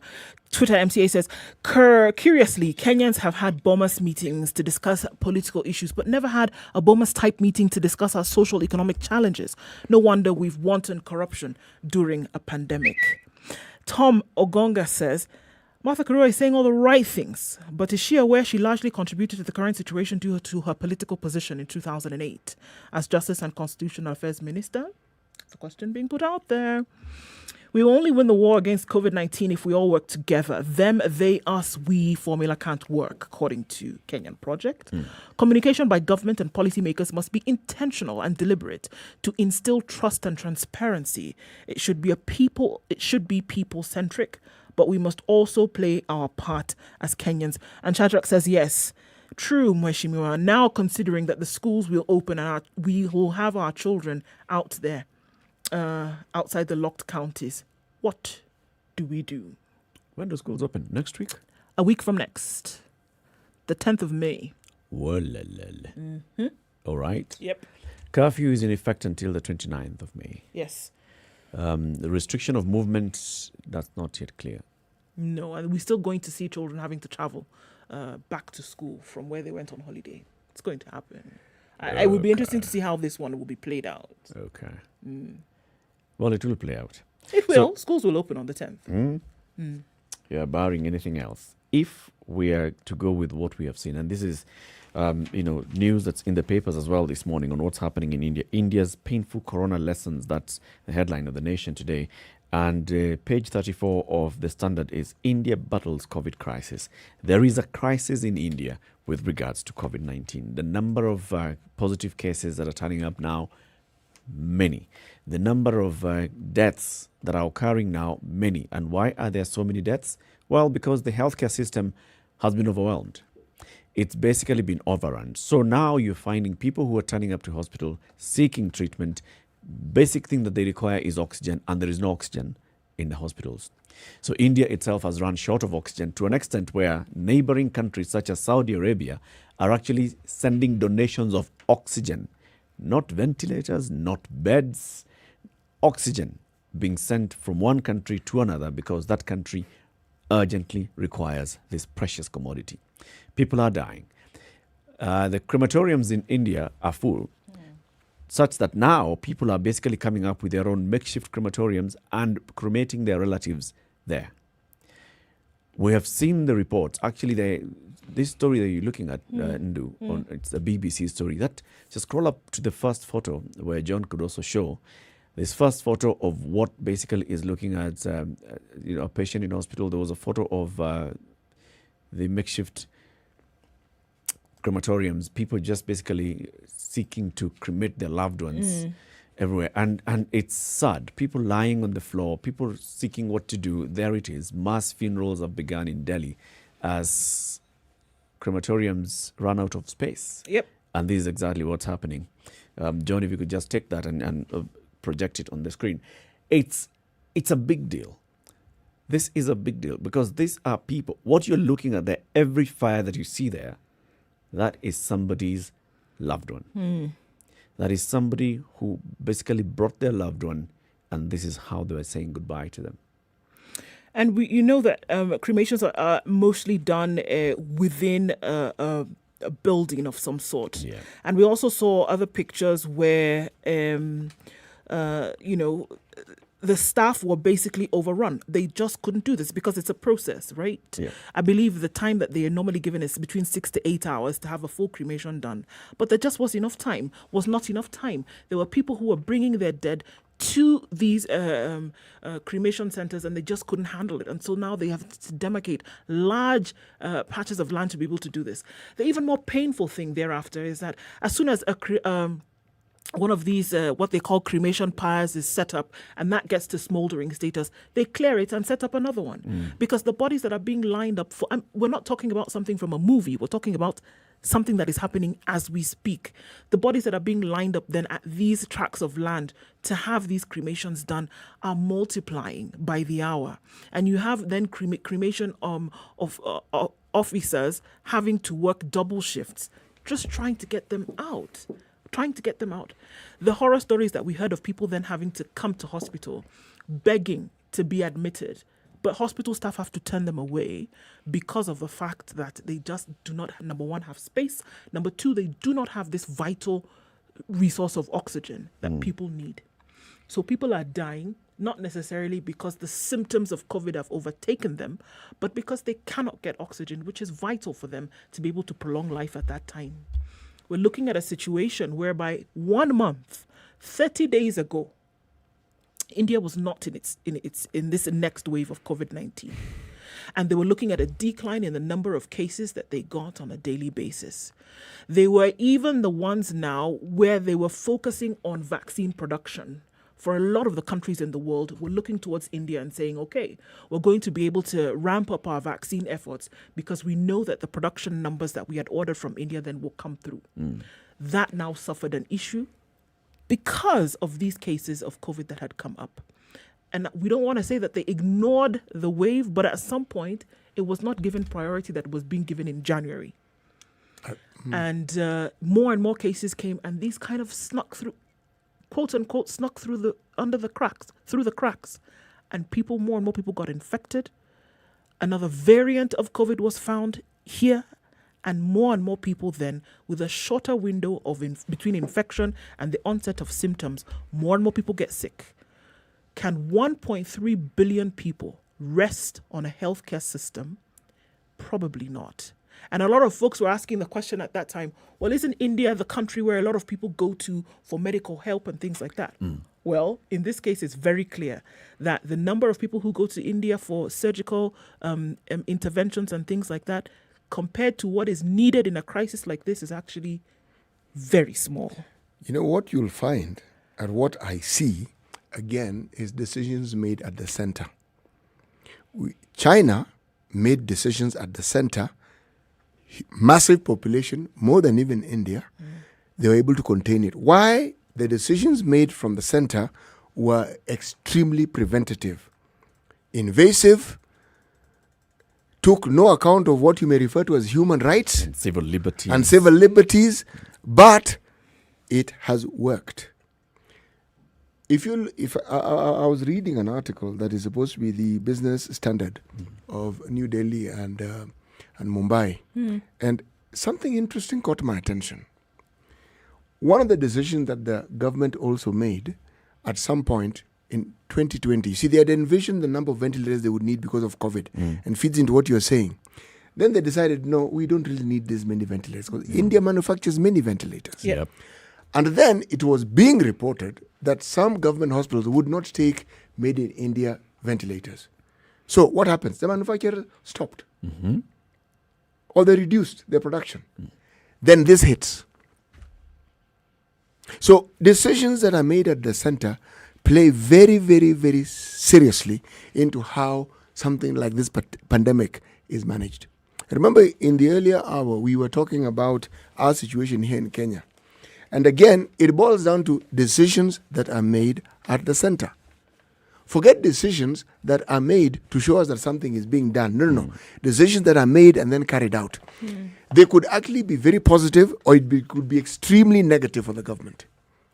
Now, if we were to consider the decisions that have been made in other countries that have had runaway COVID infections, like Brazil, same thing. Right. The US, they begin to try and rein in the infections now. But my friend, same thing. The horse bolted a long time ago, but the decisions again were made from the center. If we compare with countries that have had success, we talk of New Zealand, we talk of Australia even. Again, decisions that are made. They do not toy around with the virus. Anything that they can do, the other issues can be considered later, but they're going to clamp down on it, and they do not hesitate to clamp down on it. If you think about India, and at the onset of the virus, this having occurred at the neighboring country of China, they actually took some action. Remember, we even spoke to people in India who were telling us, this is what the government has done. The government has rolled out an entire public communication campaign and come up with, this is what we are going to do about it. Like you're saying, even looking at what do we need to do to prepare ventilators. We need this number of ventilators. And then it got to a point where they were like, No biggie. But they were predicting that we were going to die like flies, and people are not dying. So maybe this thing is not so bad. And now here we are with a new strain of the virus that's called now the Indian strain that is doing this to the people. This story on the page 35 of the Standard by the AFP says, the crisis is in direct contrast with government claims that nobody in the country was left without oxygen. That's a statement that was made on Saturday by India's Solicitor General Tushar Mehta before Delhi High Court.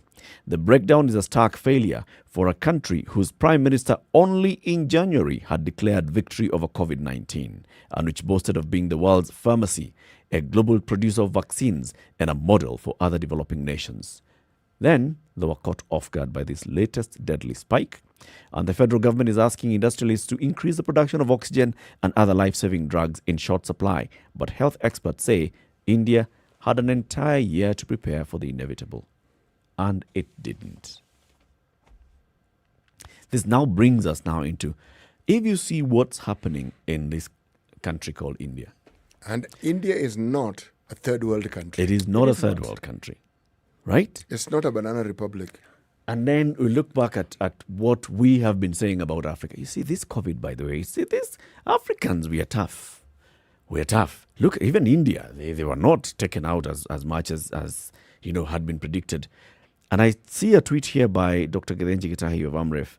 He says, the lessons that whatever is happening in India are lessons that should be taken by Kenyans, by African governments, but they're not.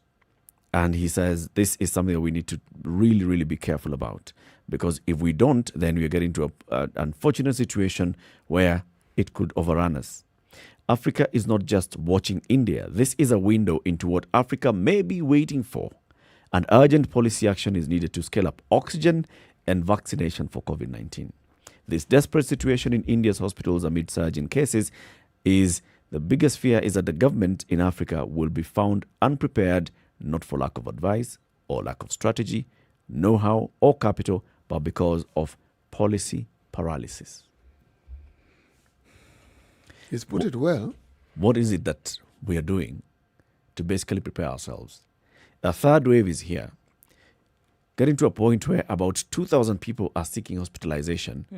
And then we start talking about, okay, we are running out of oxygen. We are running out of oxygen. Can you imagine if that number just doubled to 4,000 people who need hospitalization? What would we be saying? Would we be going to Guru to ask for more donations of oxygen? Would we be seeking oxygen from neighboring countries? What would we be doing? I mean, but just look at the chronology of things in the last 1 month. When we saw the what you want to call quote-unquote high cases happening in the country, there was a panic, was there not? Yep. We're seeing 900, 1,000. The highest one any day was, I believe it was 2020 or so in a single day. And it's the highest number ever. And then we said, okay, there are no more beds. There's a lack of oxygen. Everybody was around the beehive making noise. Then the cases began to stave off. Lower, 900, 800, went to 500. Last week we saw 200 and something, even lower on another day. And guess what? The chatter has ceased. And it's as though COVID has disappeared.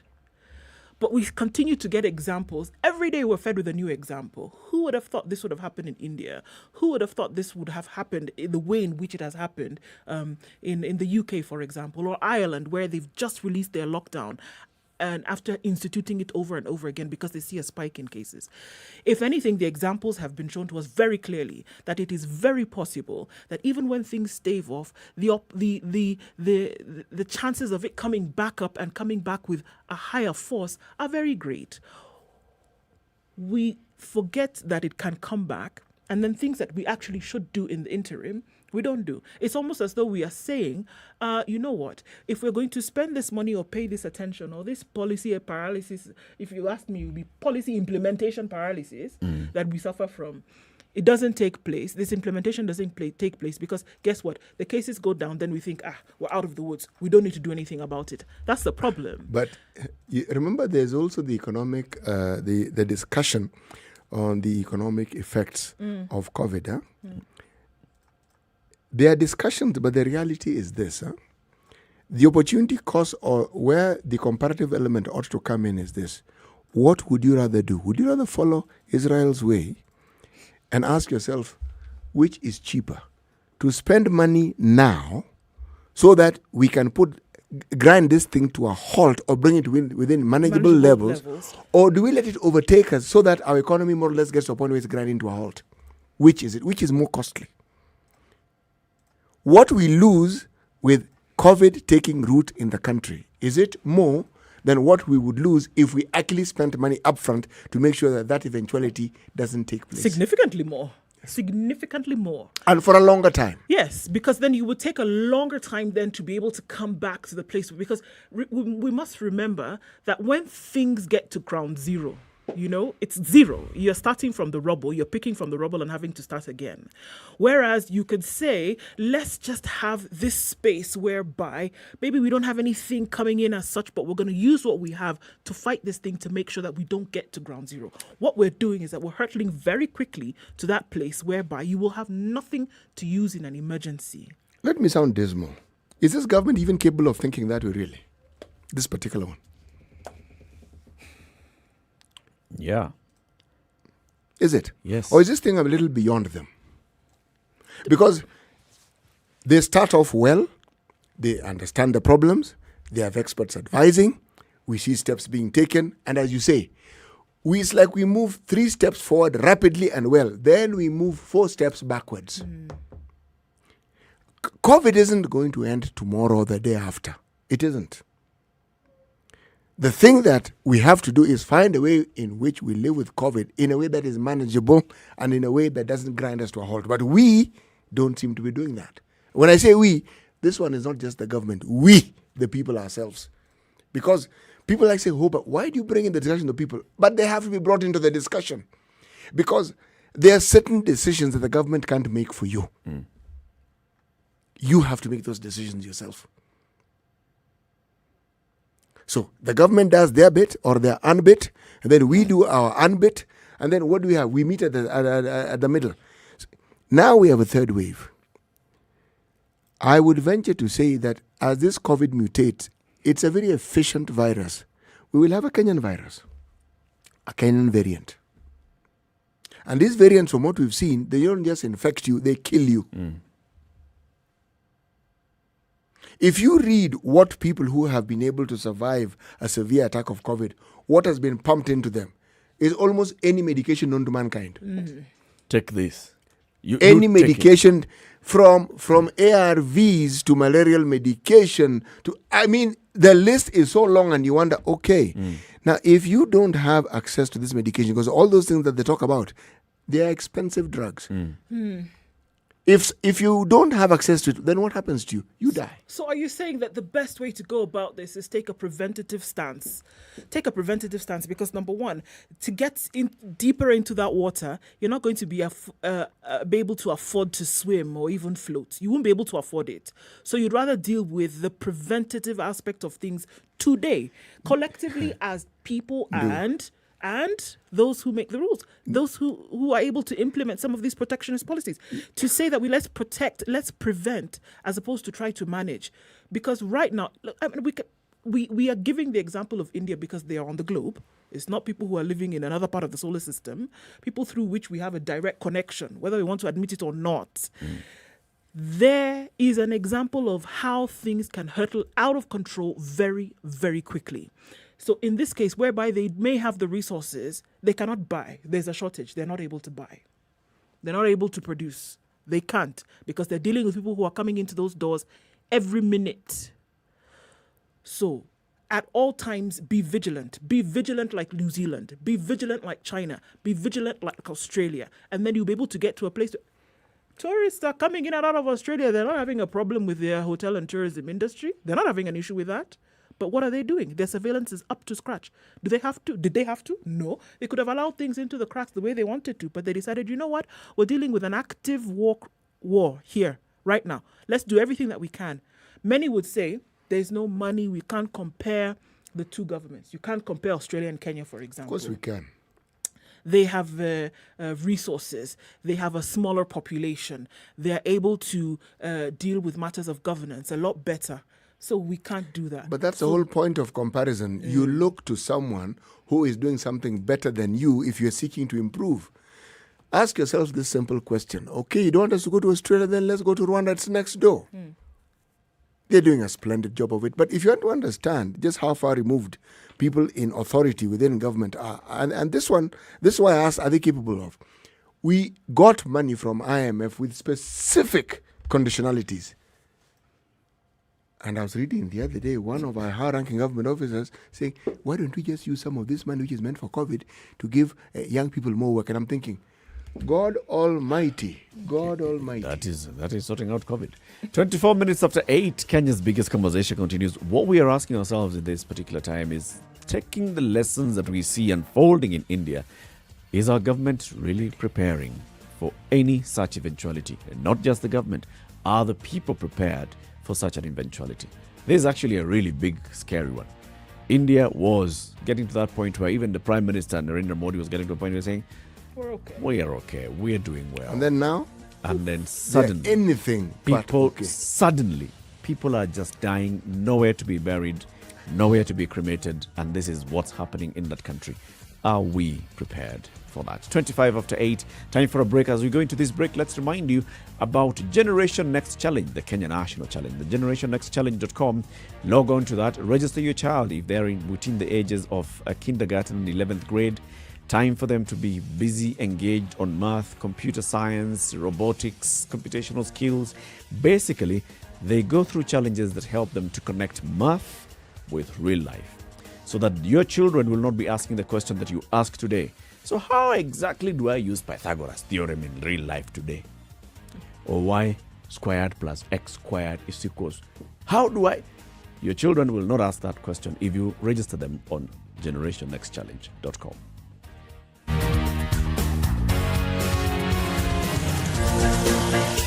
This is the Situation Room, the only way to start your day. Spice up your life. 24/7, around the world, non-stop. This is Spice FM.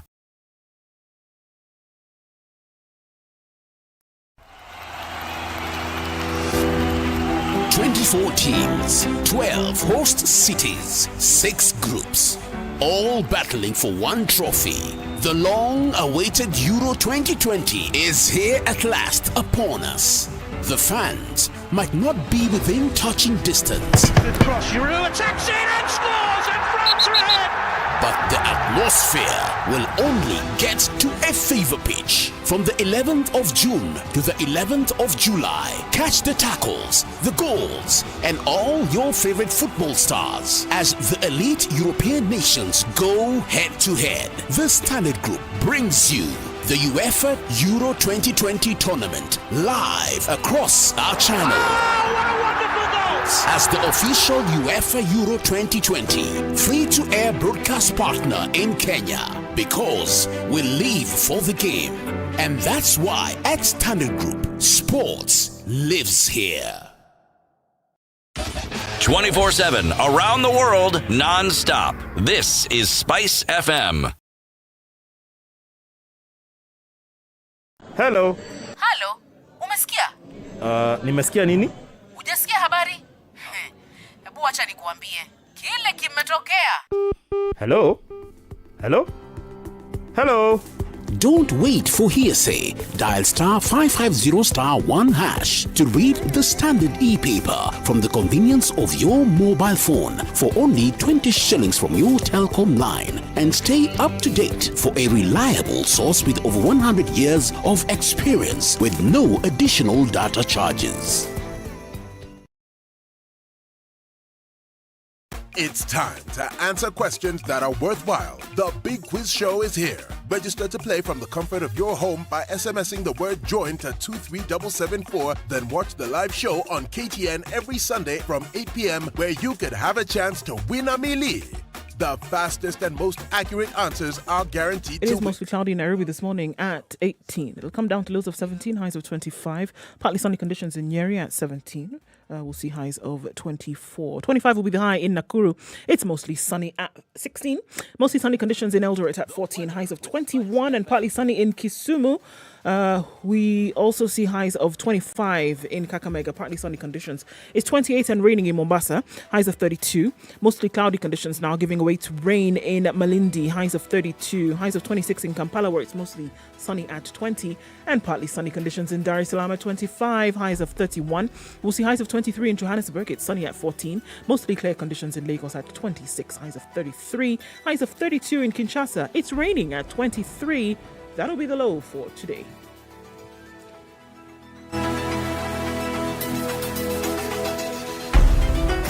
Are you ready? Okay. Spice FM. It's backed up in outbound on Traffic. Mombasa Road today, and that has changed quite something. So we're still looking at trying to get to the Nyeri Stadium roundabout. Once you're there, you'll go through towards Langata Road, out towards Bagavi Way, or then join with Aerodrome Road into the city. Okay, so in and outbound, we have some traffic. It's slowed down considerably. This is right dab in the middle of traffic hour. Let's see how that opens up. Questions. Why is Waiyaki Way clear towards the Western Botswana route? It's a good day coming out of Westlands. Use it and enjoy it while you can. Not much traffic going to the CBD from Westlands. It's looking pretty good. Let's also look at Langata Road and Gong Road. It's not looking too bad either coming into the city. Jogo Road, however, it's slowed down considerably as you're trying to then join Landys Road. So let's look out for traffic through this morning. Talk to us where you need to. SpiceFM KE on Twitter. Text us on 40127.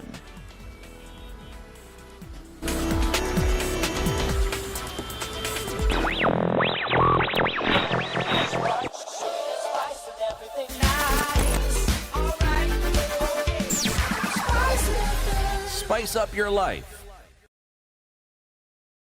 Mature, intelligent talk every morning. Spice up yourself.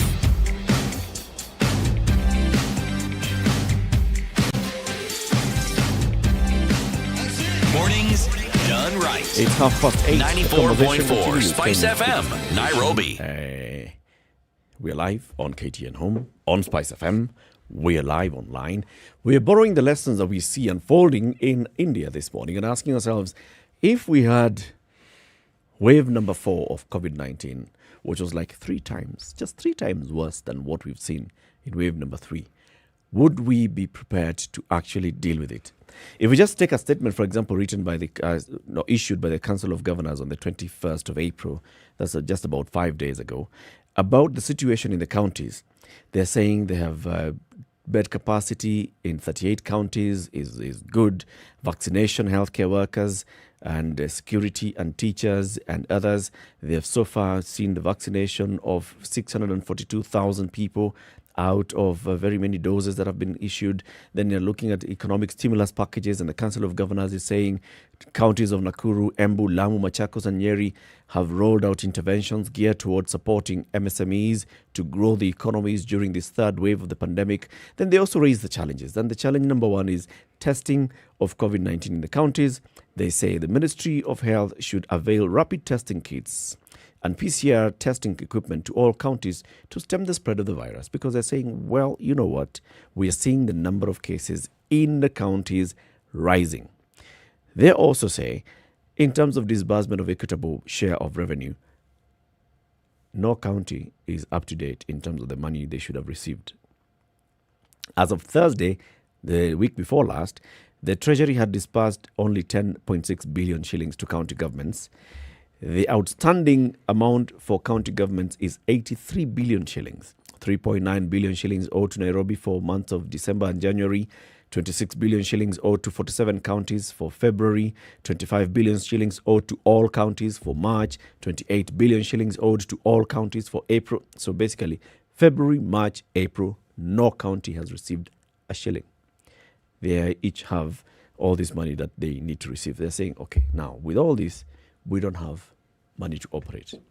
As we're talking about this, we are still talking about what's the country's capacity to increase its oxygen supply.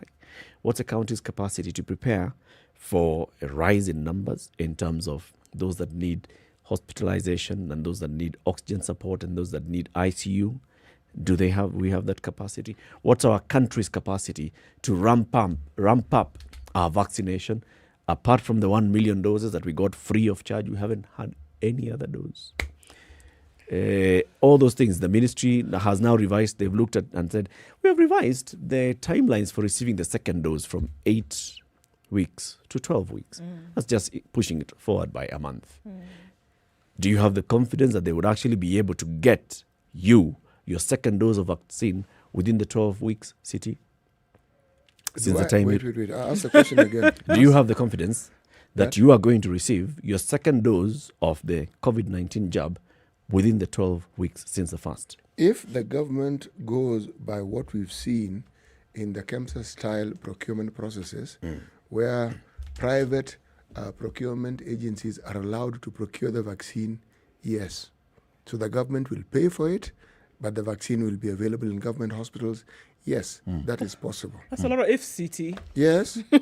You asked the question and I'm trying to answer it comprehensively. It's not a difficult if actually, that one. It's a very straightforward one. So Yes. just KEMSA says, you have vaccine, come to us. Bring. Yes. Get it approved Yes. by PPB. We will roll it out. have more vaccines than we know what to do with. Okay. Okay. If on the other hand we're waiting for COVAX and we're waiting for some kind country that had ordered more vaccines than they know what to do with it to bring to us, then it's really genuinely iffy. Yes. Because the people who deal with such procurements and who have determined to enrich themselves, I think will be doing the maths and wondering, how do we turn these donations into a money-making venture? You think those that are not already being thought of, right? So that, yes, that's how I'm thinking. And what it will mean is that the eventual process of the vaccines getting those who need them will again be delayed. Because the problem is not the availability or them coming here, or these processes are mentioning it, is those who juggle with the profiteering that are related to the problems that we currently have. Whether the arithmetic and the movements can align themselves to these donations. When they can align themselves, then we get them. When they've agreed as to who is going to take what and who is not going to, when they've understood how they're going to divide this particular vaccine pie, then they'll be available. If not, we'll be in limbo. Oh, okay. I see what you're saying. So, why? Because you're not seeing any movement right now because the parties involved in what would be later then called a scandal or a scam have not been adequately satisfied. They're not really sure This where disaster they're is going. an opportunity. Right. So they're not really sure thieves where haven't they're had going a to meeting. benefit yet. No, they haven't. They've not agreed yet. So when they agree is when you will see the free flowing of It'll vaccines come. in the country. We'll for have. example. In fact, they might even give you some to carry home with you. Just How in case. much you'll pay for it is not the issue Yes, here. just in case you think you're not feeling too good at home, and throw in the extra free syringes for you to sort of like feel So that. three things that experts say, if you look at the countries that are getting issues with COVID-19. One is oxygen. 2 is testing capacity. 3 is vaccination capacity. Now, if you look at those three things, how are we doing as Kenya? Let's start with how are we doing in vaccination according to the Ministry of Health? Vaccination? Okay, so we're at about almost 800,000 now. That means with the numbers that came in, we have about 200,000 to go, right? And we don't have, no others have come into the country. Anybody else who came in through a private agreement, that has been halted, quote unquote. It has been halted. So there are about 200 or so thousand odd vaccines to go, doses in the country. Before any new ones come in, we don't know. So about 800,000 people have been vaccinated. When you will get your second dose, sorry, we're not having that conversation right now. And according to your theory, until 12 the weeks. interested parties are satisfied, we will not see the free flow of vaccines in the country just yet. But Dr. Mwangangi says we're doing well. Dr. Mwangangi cannot say anything other than that. It's But not what did she possible. say? She said that Kenya is in good stead when it comes to vaccines in the country. Okay, so it's what some folks have called a shocking statement. She has set Kenya in the list of the top 10 countries successfully inoculating its people. And so she spoke during the COVID briefing on Friday. And she affirmed that both the government and the Ministry of Health are proud of the enormous work of ensuring that the population is vaccinated. This is her quote. Kenya is probably number 7 in the whole world in terms of vaccination. You know, Dr. Mwangangi really needs to revise those notes. When somebody writes them for her and she goes to actually read them, you make a statement like that, and what you do is you raise more questions than you raise hope. Okay? Now, we are comparing this to Israel, who is the most successful country in steering the vaccination campaign, leading to 55.3% of its population fully vaccinated and people allowed to walk outdoors without masks. Chile takes the second position with 31.7% of the population vaccinated, Bahrain 31.1%, and the United Kingdom and the United States in 4th and 5th respectively. At what? This is the real fact check, okay? That is what the global standards are looking at right now. In And terms who of, has determined these global standards, if I may ask? according to the data. World in Data, it's coming from world data. Now, And this is what are the different from what variables Dr. that Mwangangi is what are the talking variables about. that they're looking at to determine this data? They're basically looking at what population of you, what percentage of the population Has you been inoculated. vaccinated, yes. So if we say Israel has inoculated over 50% of its population, there's no other country that has reached there. It doesn't matter. none. It doesn't matter the number of people in that None. country. It's just basically percentage of your Of population. your population and who you So vaccinated. Chile yeah. comes in at 31%. Kenya has inoculated 800,000 out of 50 million people. What It's percentage? not even 1% of its population. So how do What we are we talking about? And we that's haven't, why and this is not full inoculation. No, when you're it's talking just about first Israel, dose. 55%, it's the double dose. it's everybody has gotten their Number one, number number two, two. Yes. done. So this is why everybody's eyebrows shot up when she said this on Friday, because we're wondering, okay, what parameters then are you using to That's what I describe said. this number Whoever writes- 7? Whoever wrote that speech for her, it is advisable that you read these things and cross because Before you read them out loud. no, you read it in your head. No, you really must. Do it in front of the mirror. You really must. Yeah. You really must, because it's supposed to be information that is encouraging us, but it is not true. I'd like to give such people the benefit of the doubt. Which such people? The people who write the Dr. speech? Mercy Mwangangi is a Okay. medical economist. She has studied, she has actually worked on numbers at the Ministry of Health, okay? Probably what she should have done is gone ahead to explain what she means. We stand among the top 10 in what exactly? It could be among the top 10 in ensuring that the vaccine that's in the country has been rolled out successfully. It could be, in terms of having a proper plan in place. Maybe our plan has been marked. Remember, I kept telling you, our things can be taken to Harvard and the other places and we'd be top in our class in terms of our plan. I am not. Our vaccine rollout plan has scored Eric, an A+. I'm Okay, not, the plan I'm without not, anybody I'm touching not it. demeaning Okay. And that's what I'm saying. No. City. Probably what the Dr. plan. Mercy Mwangangi should Nobody have done has is touched the explain. plan. Nobody has implemented the plan. So this is an example of what he's saying. Perhaps she should explain the parameters upon which now she was giving this credit score, right? So you're not saying if it was the plan on its own, without anybody touching it, without anybody implementing it, without anybody even speaking near it, the plan on its own. Look, 7th in the world. What It's I'm possible. talking about is this. I am not downplaying Mercy Mwangangi's qualifications. She knows her stuff. But she is a civil servant in the Ministry of Health. And she's a presidential appointee. What I've just mentioned will put to rest anything else that you may have in terms of qualifications, because you must speak with one voice on certain matters. That's really the point I'm trying to make. Collective responsibility. Yes, that's the point I'm trying to make Got here. it. So it is not her fault. Even as I s- Appointed responsibility. Yes, it is. It is. She Especially coming soon after the High Court has said your your in office position is illegal. obsolete. Yes, no, so it isn't as though she had a plethora of choices to make where this particular issue is concerned. And She 7 doesn't. is a good number. Yes, and I am saying this. When an official of the ministry makes a statement, and she's known as one of the spokespeople for that ministry, people aren't going to ask these questions we are asking. Some will take it as sacrosanct. Some will wonder, what on earth are these people talking about? It's out there. If you then bring in the explanation later, nobody is going to care what that explanation is. And this is where probably Eric is right.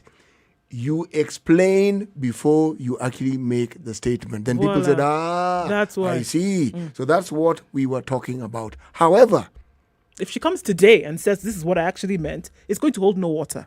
no, it won't. And also, remember that when you talk about a situation like this one and your reference point is data, everybody will now, this information is available to anybody who cares to look for it. They look and ask, now which data are you actually referring to? We are referring to not the plan, but actual inoculation. Actual. Okay?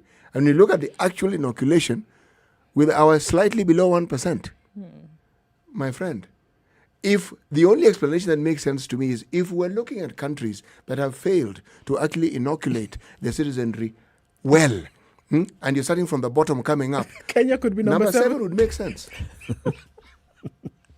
Make a lot of sense. I wouldn't even argue. I would just say, Dr. Terry, there, I think you've got it. Yeah. You're right. There are 6 other people who are doing worse than we are. So vaccination, there we are. All right.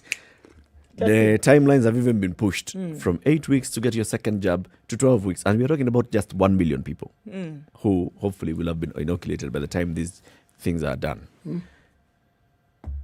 Let's talk about testing capacity. This is a conversation that started last year and it's still happening today, where we are saying we do not have proper testing capacity. Okay? You do your test today in a government facility. You don't necessarily get your result immediately. Counties are saying increase our capacity to do the rapid tests and the PCR tests. That means we are not yet at that point. So we don't have a good picture of our COVID-19 situation in the country because we are dealing with just few numbers. It's not a far cry from what, if we're going to use, we started all this conversation using India as a benchmark and saying what's going on in that country is very possibly what could happen. It could be duplicated anywhere, replicated anywhere in the world. Right now, India is also having a testing problem. And not because they cannot test, but because all the labs are backed up, because people are presenting to hospital with symptoms, they have to be tested so that we know, okay, is this what this individual is actually suffering from? So the labs are backed up. They are not able to test, even do any kind of targeted or community testing, because all of the samples that they're dealing with are for people who have come into hospital presenting with symptoms. They do not, that's why that report that we talked about early during the newspaper review, when we said, this is only what you have in your hand now. It is not the suspected cases. It is not the cases of people who've come into hospital who are waiting on their results. What have we been able to do in Kenya in terms of testing? Well, there was some targeted testing that took place in the NMS around September last year, whereby people were asked to come out and do your testing and then see what the results were after that.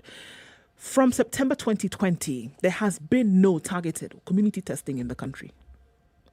The testing that has taken place has been only people who have presented themselves to certain labs if they wanted to travel or if they were feeling a certain type of way and wanted to find out what their medical status was. You could say that's targeted. You're targeted. You're targeting travelers, anybody crossing into the country from outside, anybody leaving the country to go anywhere outside. But that's just for the purposes of travel. But in terms of wanting to know what your COVID footprint was in the country, you're checking there. Didn't happen. And you're also checking in terms of the hospitality, where people are required to take tests after every so often. It's targeted. Out of necessity. Yes. But in this case, not for knowledge that would then inform decisions in terms of data. That was not happening, right? Whereas, again, look at these other countries that we're talking about. Israel, the Chile itself, the UK, and testing people coming round. Even look at the western part of this continent, Senegal, which made sure that they had that $20 test. $1 test now. Go in anywhere, get tested, come out, move. Have it, roll it out very quickly. PCR test, rapid test. Why could that not be done? A lot of the reasons or explanations that were given previously is that, okay, we were not able to get the kits. They were not complete. We couldn't get reagents. We don't know what the status is quite yet, but we're going to use what we have for people who present to hospital. We're going to use what we have for people who need to travel. And that's about the size of it. Yep. Do you need it? Absolutely. Do you want to then be able to make a decision? You cannot make a decision that is essentially going to impact the lives of people in a country without data. And we're looking at this as one of the most vital parts of data. You want to know how many people are sick. How many people then would need care? Then are you saying, look at now, we're talking about ramping up efforts to be ready. You have you have a sample size, then you can now extrapolate that and say it is possible that from this number, in this period of time, we could probably see that more and more people would get sick. And for that reason, we plan oxygen, tick, spaces, tick. Do we need to build another field hospital? Tick. It is upon that you then now make decisions. Targeting, testing, community testing, has it been happening in the way in which it should have? No. There is also the issue of, do people believe that it is important to test? See, this, now, we're talking about a devolved function, and we're talking about what the counties are doing. Really, it behoves the county governments, to make it important, to make the citizenry understand the importance of it. Why am I saying this? I remember when Standard Media took the very forward planning looking attitude of getting its employees tested. Mm-hmm. The testing was done. I did not see a shortage of people queuing up to get tested. But then it's paid for. That is for those who can afford it, who are a small minority in the country. Now, what about those who are a majority? Are we saying that every avenue that could be explored has been explored by county governments and their medical departments to ensure that they have these facilities to afford their people this? But you see, that's what they're talking about. If you don't have the testing reagents, then even if you tell people come and test, you don't have the capacity. You just collect samples and that's it. Eric, you know where I'm going with this is this, That sounds to me, and I could be very wrong here, but I'm simply going to say it sounds to me like the perennial looking for a reason why you haven't done something. Why not say that with the resources we've had, this is what we've been able to do, and we need more resources to move a step further? It's always we can't do it because we have not been given resources. And I'm saying that is not true. You are given resources and they're not adequate. And I've also said on many occasions, there's an entire discipline that focuses on precisely that, dealing with that subject of scarcity, and there not being sufficient resources to go around, so that you have to think and make and prioritize how to go about this business. Countries are reducing their military expenditure and focusing their resources on COVID. Countries are looking at other ministries that may not be key or may not require that amount of focus right now. I'm asking the question. We heard what the governor of Machakos told us about what he has done. What are the other counties doing in that regard? Because you don't have all the money you need. True, you do have some. You have an emergency. When you've told us what you are doing, and then you make that statement, I will keep quiet and say, this will not to be given money. But in the absence of that, and in the presence of complaints about unaccountability of money that were given previously, that sounds to me like the normal reason, the normal excuses that we hear when people haven't done what they're supposed to do and they're looking for a reason and shifting and kicking that particular can down the road. You're saying counties should basically be working on increasing their own testing capacity, not saying Serikali's idea. They're given money, the little money they've given. Tell me a county that you know of or county that you know of who periodically tell you what it is they've done with reference to that. All I hear, maybe it's our reporting, is complaints. We haven't, it hasn't, it won't be. That's all I hear. But also remember, just like the governor of Laikipia told us, and he's the chair of the finance committee of the Council of Governors, you're talking about 5 billion shillings to all the counties. Look, right now, Nairobi Metropolitan alone needs to receive some more than 10 billion shillings. Nairobi Metropolitan alone. For just 2 months, December and January. Yeah. Now add the money that they should be receiving for February, for March, for April. That particular all these counties you're talking about that received a one-off payment of 5 billion shillings last year. And that's supposed Today they are owed 28 billion shillings for April, 28 billion shillings for March. What is 28 and 5? Eric, the point I'm trying to make because here ulinipatia shilingi mbili last week, sasa sitaiongea tena because ingebidi utueleze ulifanya nini na hiyo bilioni 5 ulipoipokea. Ndio hata ukilalamika kuhusu hii 28 ambayo hujapokea tutakuelewa vizuri. Lakini ikiwa mazungumzo yako mara kwa mara ni malalamishi, then my thinking is that huyu mwenzetu kazi ambayo amejipatia ni kulalamika. Yes.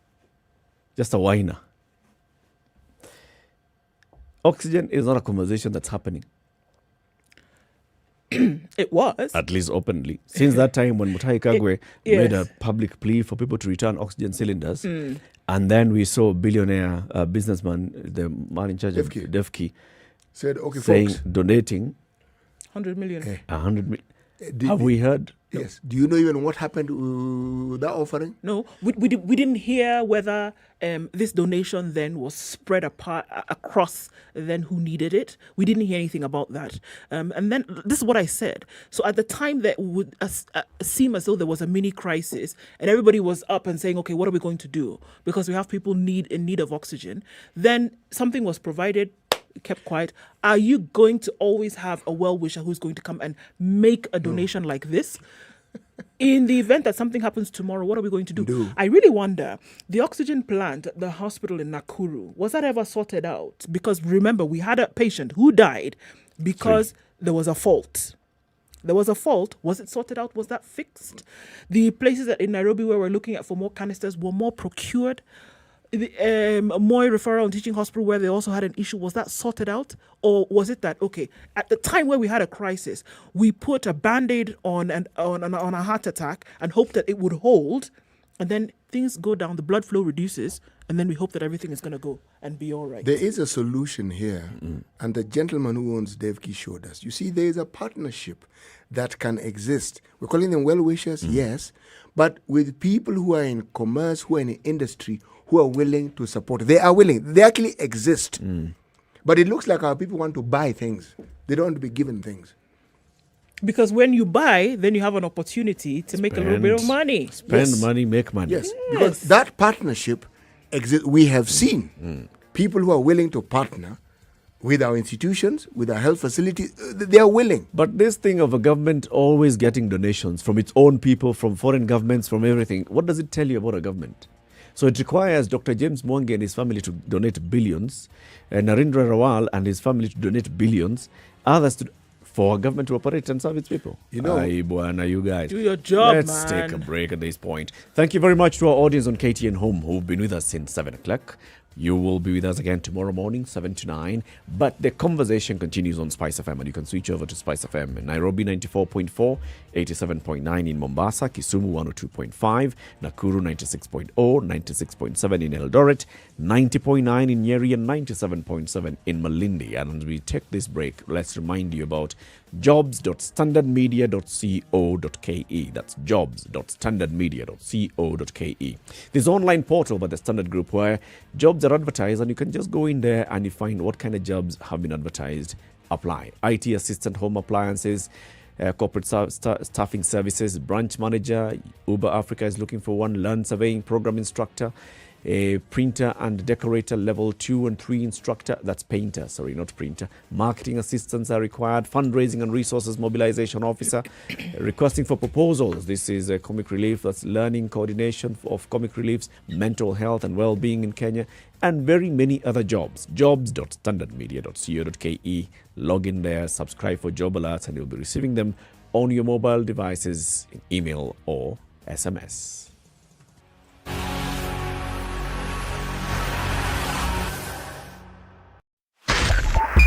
Spice FM, Nyeri.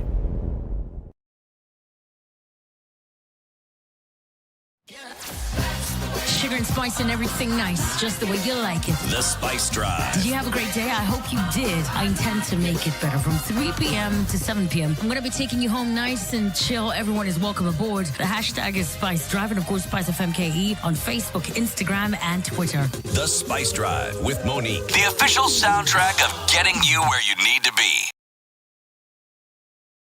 Mature, intelligent talk every morning. Spice up yourself.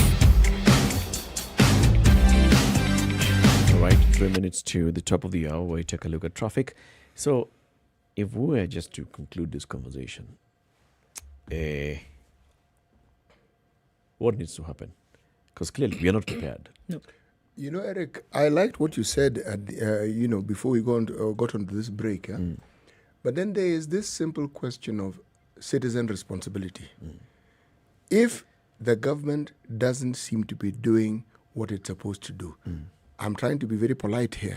I'm not going to use any word like inept or incapable, none of that stuff. You won't use those? No, I will not use those words. But should citizens then just sit back when they know that they are in a position to actually help their fellow citizens? No, they can't. So we have a spirit of Harambee. Yes. That's very much there. Yes. Okay? But that spirit of Harambee has been misused by none other than the government itself. And that's why I have a problem. Because the government is sitting back and setting up Harambee committees. We have drought in the country. Harambee is set up and the government sits back and sees the Red Cross running with it. Now we have COVID-19, Harambee committee set up, and we see billionaires that have been put into that Harambee committee. And because of the feeling of, you're in the Harambee committee, surely billionaires so surely do something. Anza alafu tutakusindikisha. This is what has happened. So Dr. Mwangi, Dr. Mr. Rawal and others donate, and then the government says, oh, from the office of the ODPP, we're also donating this much. From Central Bank, we also donate. Ya kusindikiza billionaires.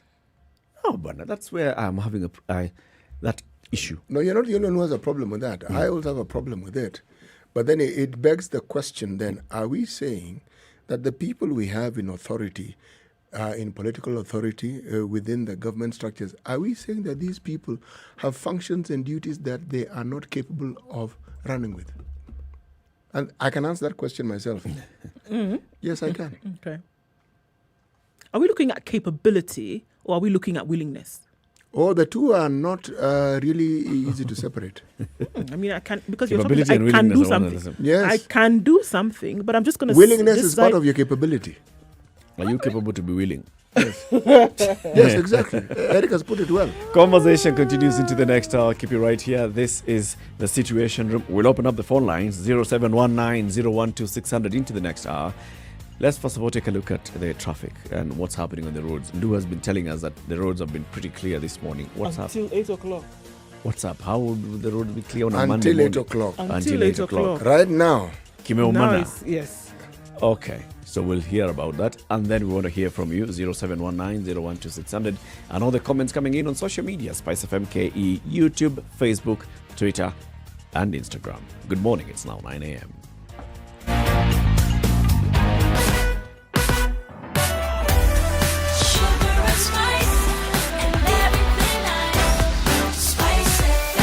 Spice up your life. 94.4 Spice FM, Nairobi. Traffic. Voilà. So you know when I was telling you that Thika Road was a place to be, well, maybe not so much right now. Now folks are being told to avoid Thika Road if it's possible. Use another option, the bypass, perhaps, into the city, because now it is bumper to bumper, all jam and no butter, unfortunately. Also coming from Kiambu Road, it's bumper to bumper, then trying to join with Muthaiga Square and get to the Pangani underpass. It is not moving. Well, not as smoothly as you'd like it to, that's for sure, and not as smoothly as it was before. So now traffic hour has started a bit late, but that's where we are. Mombasa Road as well, in and outbound, city and from. It's jam-packed. The Likoni interchange, my goodness, it's bumper to bumper. Southern bypass will be your best bet to get into the city now. Outer Ring also is an option. If you've not approached Cabanas just yet, use that, guys. It's much better. Use the ICD route as well and join with the Southern bypass. It'll get you there quicker. Let's take a look in about half an hour and see how this may have changed. Let us know. Should you find a good route, way to get out, let us know. We'll share. It's Monday. We want to keep things moving.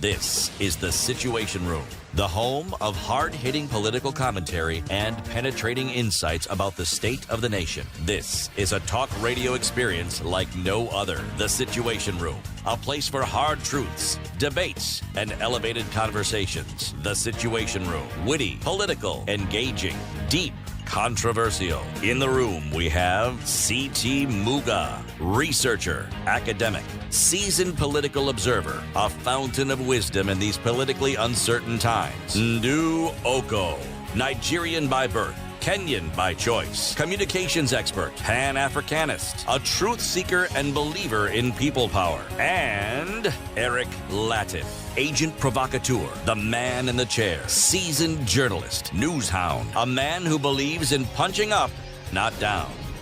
This is 2.5 the minutes after Situation 9. Room. This is Kenya's biggest conversation. Welcome to the fourth hour of the show. We've been here since 6 a.m. City, today's Waterfield proverb. In a moment of crisis, the wise build bridges and the foolish build dams. You know, just because of the mention of building bridges Yes. and building dams, Yes. it completely now looks like it's a political statement you're making. Yes, that's why I preambled it the way I did. Only thing in this particular case, it's the same people who are involved in building dams and that are doing building bridges in Kenya. So you cannot tell could whether take they're the wise discussion- you could take the or they were once foolish when they were building dams and then they realized the folly of their ways and now they're building bridges. They're wise. If you were to if you were to make relevant that particular proverb with reference to our country, then you could say that the variables that are open to discussion are many. It's not just one. Because in all honesty, what is it that one person is saying that the other is not saying? Think. Words may seem different, but at the center of every political discourse in this country is the citizen will have a better life. The citizen's life will be improved. Vijana watapata nafasi za ajira. Yes, exactly. Now, is that not a statement that we have heard from the time when we got independence? Na kina mama wataweza kufungua biashara ndogo ndogo. Yes. And what about education for all? Was it not part of the kufukuza ujinga that was part and parcel of the mantra that was the focus of the independence talk? That was what education was supposed to do. Now we are talking about making it free. Actually, the question I would ask is free from what? Because the freedom that people have had is the freedom from it being free. You pay for it. So at some level, you've gotten some freedom. No more false thinking that this thing is actually free. So get free of that one and pay. But again, you ask yourself, take a list of all the things that politicians say in the moment of clarity when they want to appeal to your vote or appeal for your support. They say the same thing. What will differ from time to time is the packaging that they present this same thing now. We got a constitution because the narrative was, this old constitution, it doesn't really take care It was of oppressive. your freedoms. But then we got, and you know something, it wasn't just marked in class. It was given international spotlight, and it was marked at an international level. World acclaimed. They said, folks, you guys have it. There's no question about it. You've got it. And then, even before we started implementing it was being opposed. We started implementing it was still being opposed. We're still implementing it. We now want to change it. Now, so what exactly are we talking about? So, if you talk about the reality of our situation, it can never be discussed without referring to the reality of the intentions of those who lead us. Because it's the intentions that seem to take center stage, but it is packaged and presented differently. So I want to ask myself, do I think these intentions will honestly and genuinely benefit me? Will they benefit my neighbor? Will they benefit us? And then I want to take stock of what else I can see that would mirror the good intentions. We have a situation that is considered a crisis right now. You can't ask for a better platform to see those intentions that work. You cannot. How many more leaders at the top are we going to wait for to fall sick, maybe recover from COVID, or maybe pass away before those people in leadership take it more seriously? Because that is where we are. Yeah. And that is our reality. We've been at a point where several members of parliament have passed on. Yes, COVID. they have. Yes. Right? Senior leaders in government, Kiraitu Morongi, Amos Wako, have been hospitalized because of COVID. Raila Odinga, yes. Hospitalized because of COVID and come out to share their experience. And none of them is saying, you're nilikuwa homa too. No. They are saying, God brought me back. They're all saying the same thing. Yes. And they're all saying, this was beyond me. I couldn't do anything. In fact, I thought I had gone. I looked, I took an inventory of my life. And the question I'm asking is this. It's still fresh now. Yeah. Will they be of the same mind a month from now, 2 months from now, 6 months from now? Because if they're of the same mind, then their decision-making process will reflect this. We will see changes in the way they do things, in the way they support issues, because these are political leaders we're talking about, and they have a platform. It's called politics. We will see it. The thing is, I think oftentimes we want to take, and I'm just looking at now to discuss this really and say, at what point does it need to get to? Because for me, I look at the relationship between a citizenry and its government in two ways. Yes, we've heard it. Those who operate despite the government. So government does whatever it wants to do, and there are people who are going to live, okay? I'll still find a way of eating every day. I will find a way of sending my children to school. I will look for the best opportunity that I can have. And if I can't, then I will sit in my corner and die, right? There are those who live demanding of the government that, you know what? We have put you there to do a certain thing. You miss one step, we are with you. Bumper, we are with you. You didn't do this until it gets as menial as naming a road. We are with you.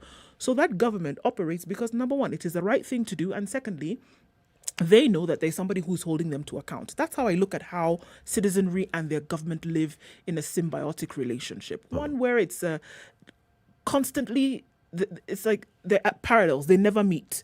And then the other side where they do meet, oftentimes, and say, this is the way that this thing is supposed to be run.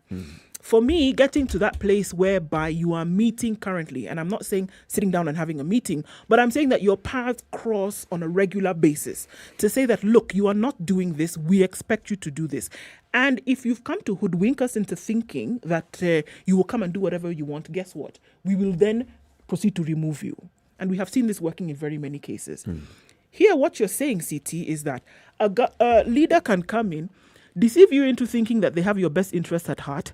They sit in that position for a very long period of time, produce nothing in terms of results, and still come back and you still give them the opportunity to lead you. They have shown you how they take you. They have shown you what they feel.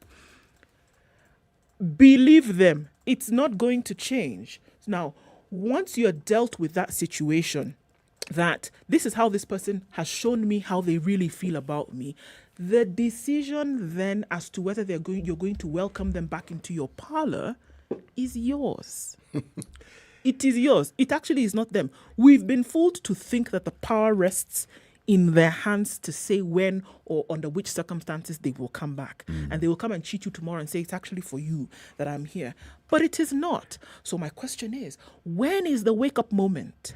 What needs to happen? What really, the same thing you're asking, how many more people in positions of leadership need to get COVID-19 for us to realize that we need to do something about it? Please, not just die. How many more people need to get cancer or die from cancer before we need to do something about it? Yes. How many more people for this in positions of influence or power or money, this needs to happen for us to do something about it? When you have a disease and you go to the local hospital, you cannot get treated. The power of your purse then enables you to go outside of the country and get it done, right?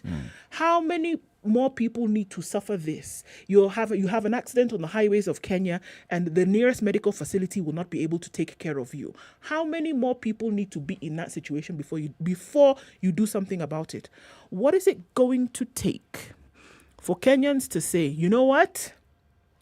This is enough. Just like what Martha Karua was saying this morning. A lot of that responsibility, does it rest on your shoulders to say, you know what? This is enough.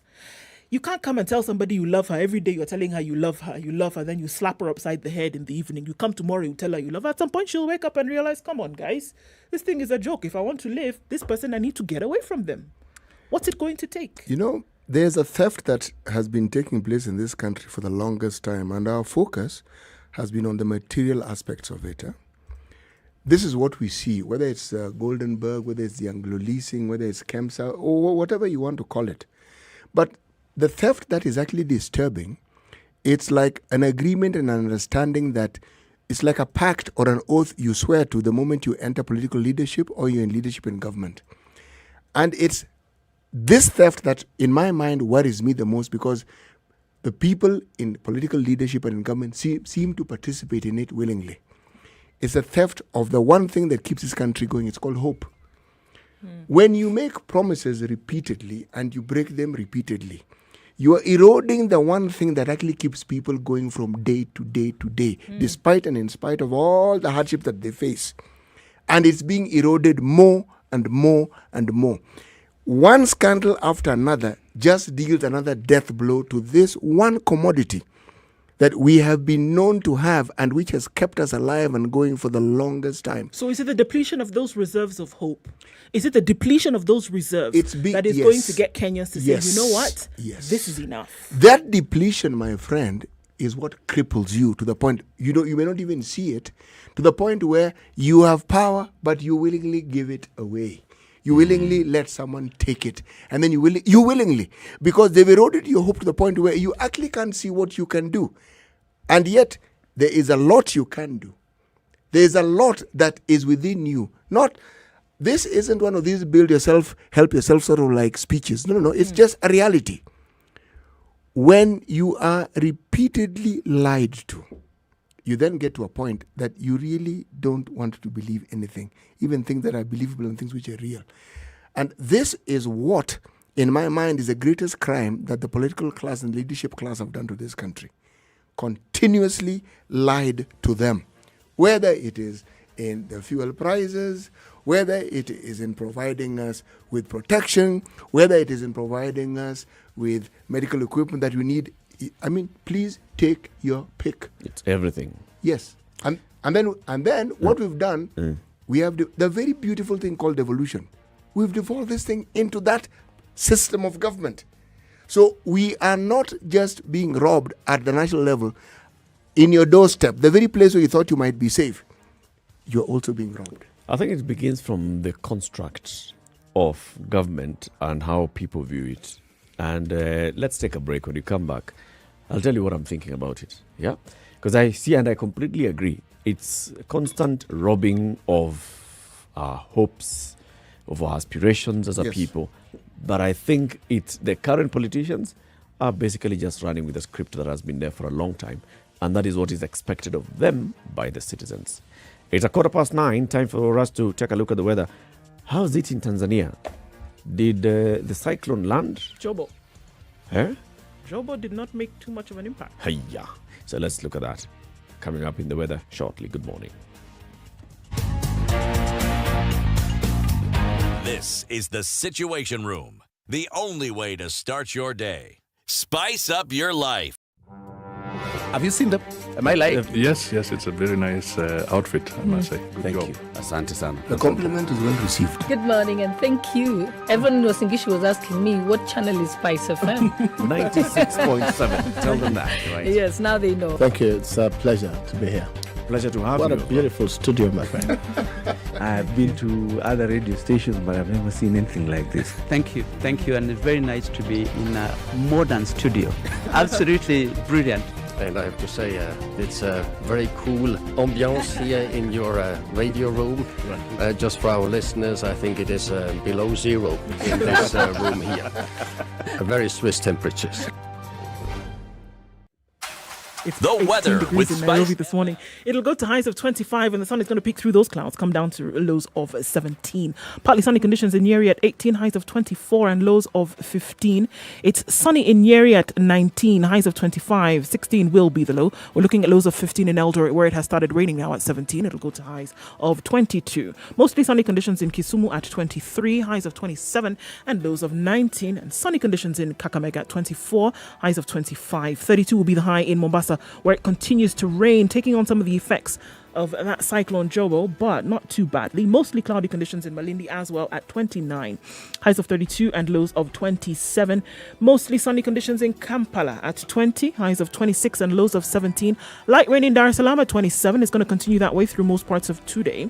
Highs of 31 and lows of 25. And it's going to subside after some days is what we are told.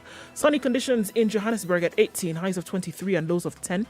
We'll see highs of 33 and mostly sunny conditions in Lagos. Light rain in Kinshasa at 24, highs of 32. Beijing is sunny and quite warm at 21. It'll go to highs of 22. It's going to be sunny in Paris for most of today at 5. That'll be the low, highs of 18. And we'll see highs of 12 in London where it's cloudy at 5. Coming into Monday morning, New York will ring through at 10 degrees. It'll go to highs of 17. As spring comes in, we'll only see a low of 8.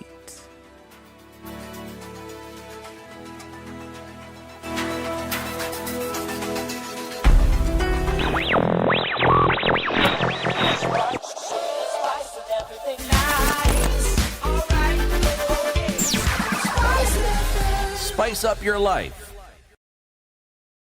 Mature, intelligent talk every morning. Spice up yourself.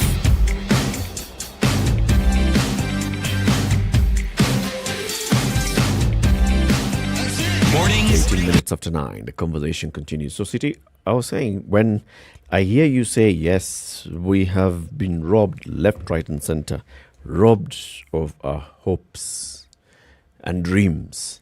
And I look back and I'm thinking, this is actually a structure that is created that way.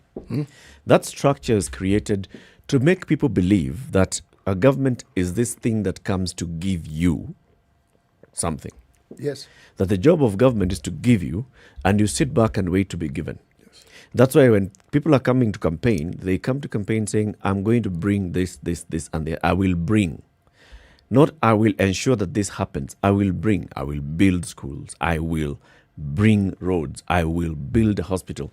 I will bring this, and nitalete maendeleo hapa. So the person basically says, I am the one who is going to go into that thing called government, and I will grab something from there and bring. So people look at government and think of that thing that's up there that people need to go into, grab something and bring down here. Not that I have the power, that is my thing, that I am the one who's contributing into that kitty, that I am the one who has power to say what happens with whatever has been put into that kitty that should come to me. It's about an expectation of a people. So when somebody comes to you during campaigns and they promise 1, 2, 3, 4, you're basically looking at them and saying, so this one says he has more muscle to go and grab than this other one. So I'm going to give my vote to this one because he's better at grabbing than Ndu. And then you sit back, you wait for the person to go and grab and bring. If they don't bring, you're like, sasa huyu alisema atalete na hajalete. There's that whole mindset. So you started not having that hope. Your hope was on the wrong premise. That this person is going to grab and bring to you. And your hope did not have anything of you participating in making sure that the person brings what they were supposed to bring. So is that an expectation based on a falsehood? I think so. On both sides of the person who is going into this position saying that I am going to do, because they're making a promise based on a falsehood. And this person now, and you now casting your vote, having an expectation based on a falsehood, and then going on to act again based on a falsehood. On the same falsehood. On the same falsehood. I think so. The falsehood lies in our understanding of what and who a leader is. Huh? Talk about traditional leadership and the tree trunks that leaders were supposed to be, where you went to have all your problems solved by this the leader. Traditionally speaking, it made perfect sense. You know why? Your world consists of the community in which you lived in. It wasn't this international thing that we're now grappling with. But also consider, if we go back right to independence, one of the few leaders who actually got this and understood it was somebody called Martin Shikuku. He got it. He actually understood it. And he paid a very steep price for getting it and for speaking about it. Because he would say, but look, it's not my job to go around bringing things for you. It's my job to legislate and to represent you. He was spot on. But the understanding, you see, perhaps had he spent more time in what we call getting his people through public participation to understand what, instead of just saying it, get them to understand what political leadership actually ought to be and what is, they might have got it. His people were at the level where they said, no, look, other people have their leaders who are bringing things for them. And this is why this our person narrative has held sway. So the government builds a road. The leader takes credit for the road. Yeah. I brought roads. The government builds a hospital. The leader takes... I'm the one who brought the hospital here. I'm the one who brought this, and the other. And it's because I promised. Yes. And that's why leaders will also go and push for that, for control of the money, so that people can see and put up that whole big signboard so people can see this is because of so and so. Yes. And so we are at that point where that's how we judge. We judge this leader because they got in there, they brought. So do you see now when I say that revolution needs to take place from your mind and your thinking? It's not about people cramming into the streets. It's that the thinking then needs to change, whereby previously you made decisions based on this thought if it was based on something that was not true. So if you're going to see any kind of change, then it needs to come about from what your beliefs and your thoughts actually are. We still think like that, by the way. Yeah, so we need to change this it. Really is it. Because we need to change why it. do you think we have our leadership based on our tribes to date? Why do you think that is so? It's a local king. Because we may have all this democracy talk that we have and freedoms and what have you and Twitter and WhatsApp and social media. And our thinking, we are still in the Stone Age. That thinking hasn't changed. It doesn't matter our level of education, the way we talk when we are together and the way we talk about democratic values. Our heartfelt thinking is still that Stone Age thinking of us as this small community and the leader who brings us things in this small community. Believe it hasn't changed. Why do you think it has been a do or die for the longest time as to who becomes president in this country?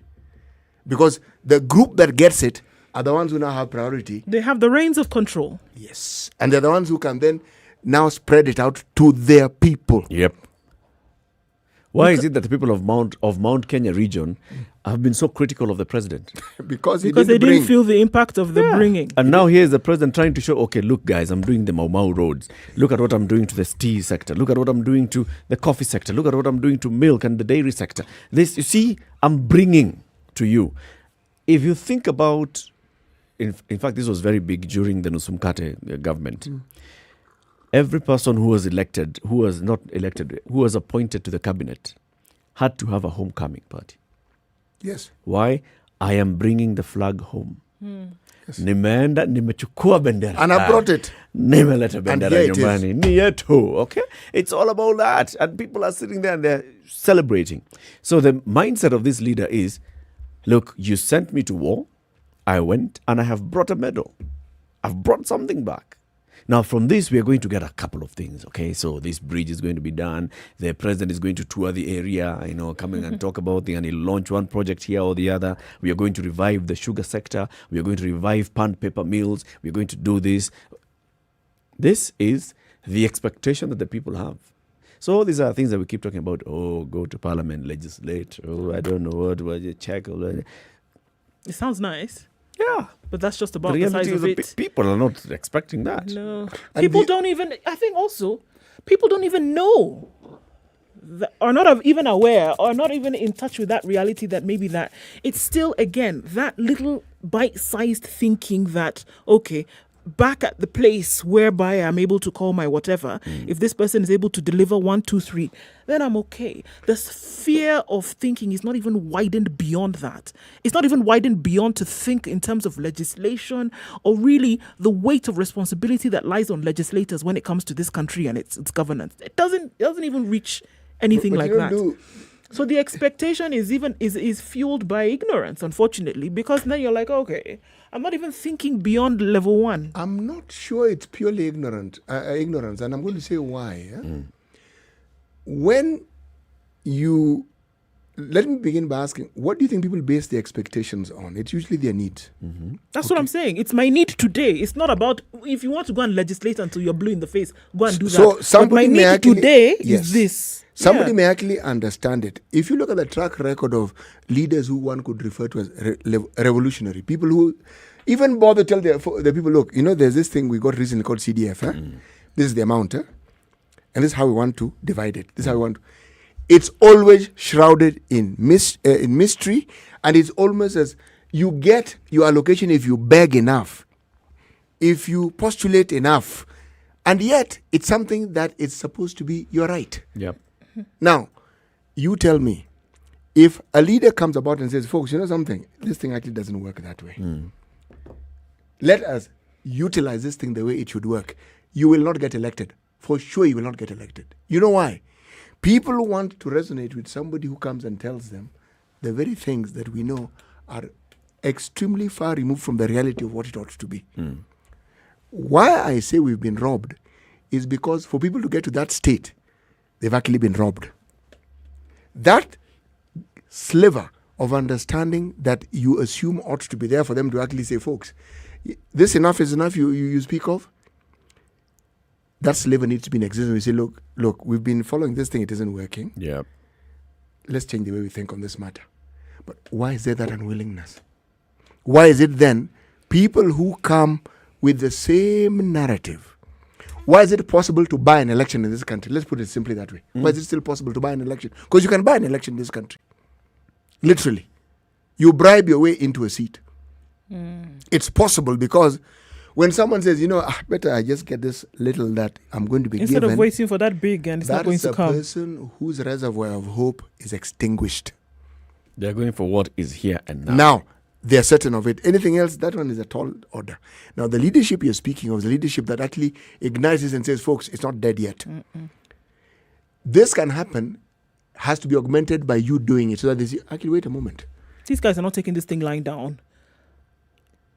I don't say this for the common Mwananchi in an abstract form. I say it of myself. And I like giving the issue of passports as an example. I believe this issue of passport was a nightmare because it was a nightmare.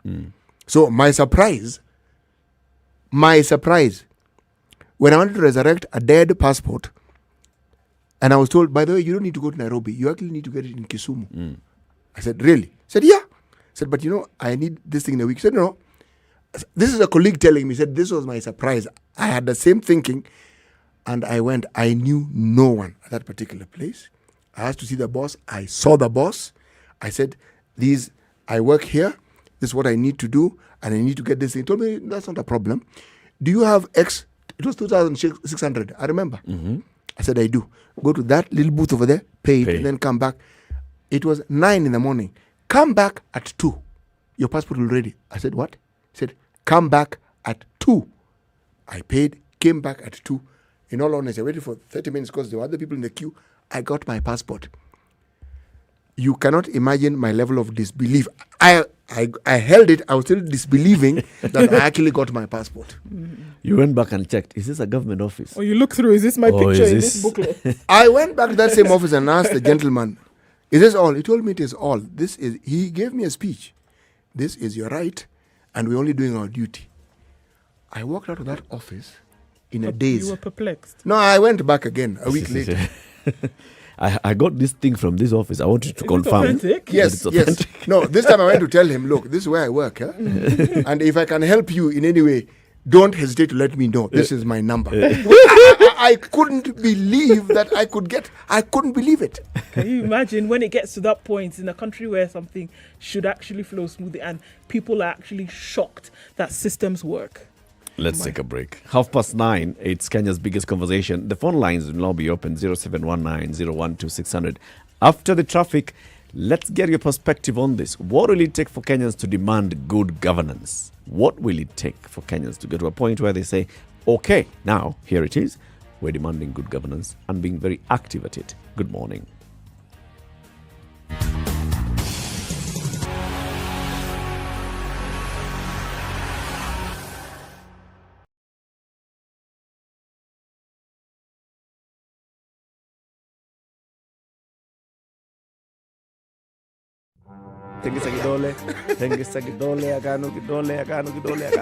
Thank you. The political class, the contestants, everybody is trying to outsteal the other. Remorse is not taught in any school. Manners is something you get from your mother. You don't get it from your political party. Why are we so unfocused as a country? Why are we spending money and resources, yet we have real challenges in this country? This coronavirus pandemic should teach us one thing, that universal healthcare is critical. Because at this point, whether you have a medical card that covers you, it doesn't matter. It doesn't matter. This is the Situation Room, the only way to start your day.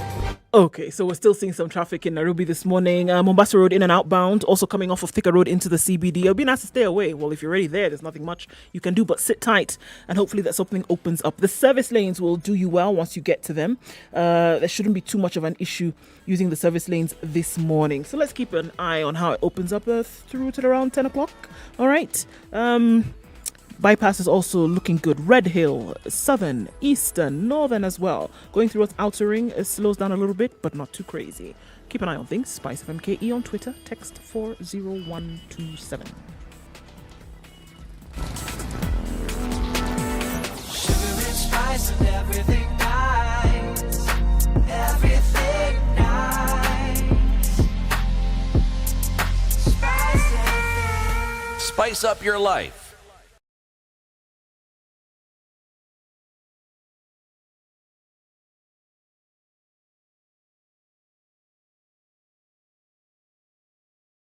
Mature, intelligent talk every morning. Spice up yourself. All right, 27 minutes to time. So the conversation we're having is that what will it take for citizens to demand a good governance? Let's take examples of what we've seen as reformist leaders, okay? Those who pushed for reform and that gave birth to the second revolution, what we call the second revolution of the country. Yes. Right? One of them is Kiraitu Morongi. And if you just look at what he was saying in this tell-all article of his about his experience with COVID-19 and the lessons that he's taken out of it, he said, look, I have just realized that politics has robbed something out of me. It has robbed me my family. It has robbed me my voice. When I hear that, I think about what does he mean by his voice? This is one person who stood and he was saying, this is how this country ought to be governed. This is how this country ought to be run. This is how the people ought to benefit from their government. The man has been in elective office since 1992. True.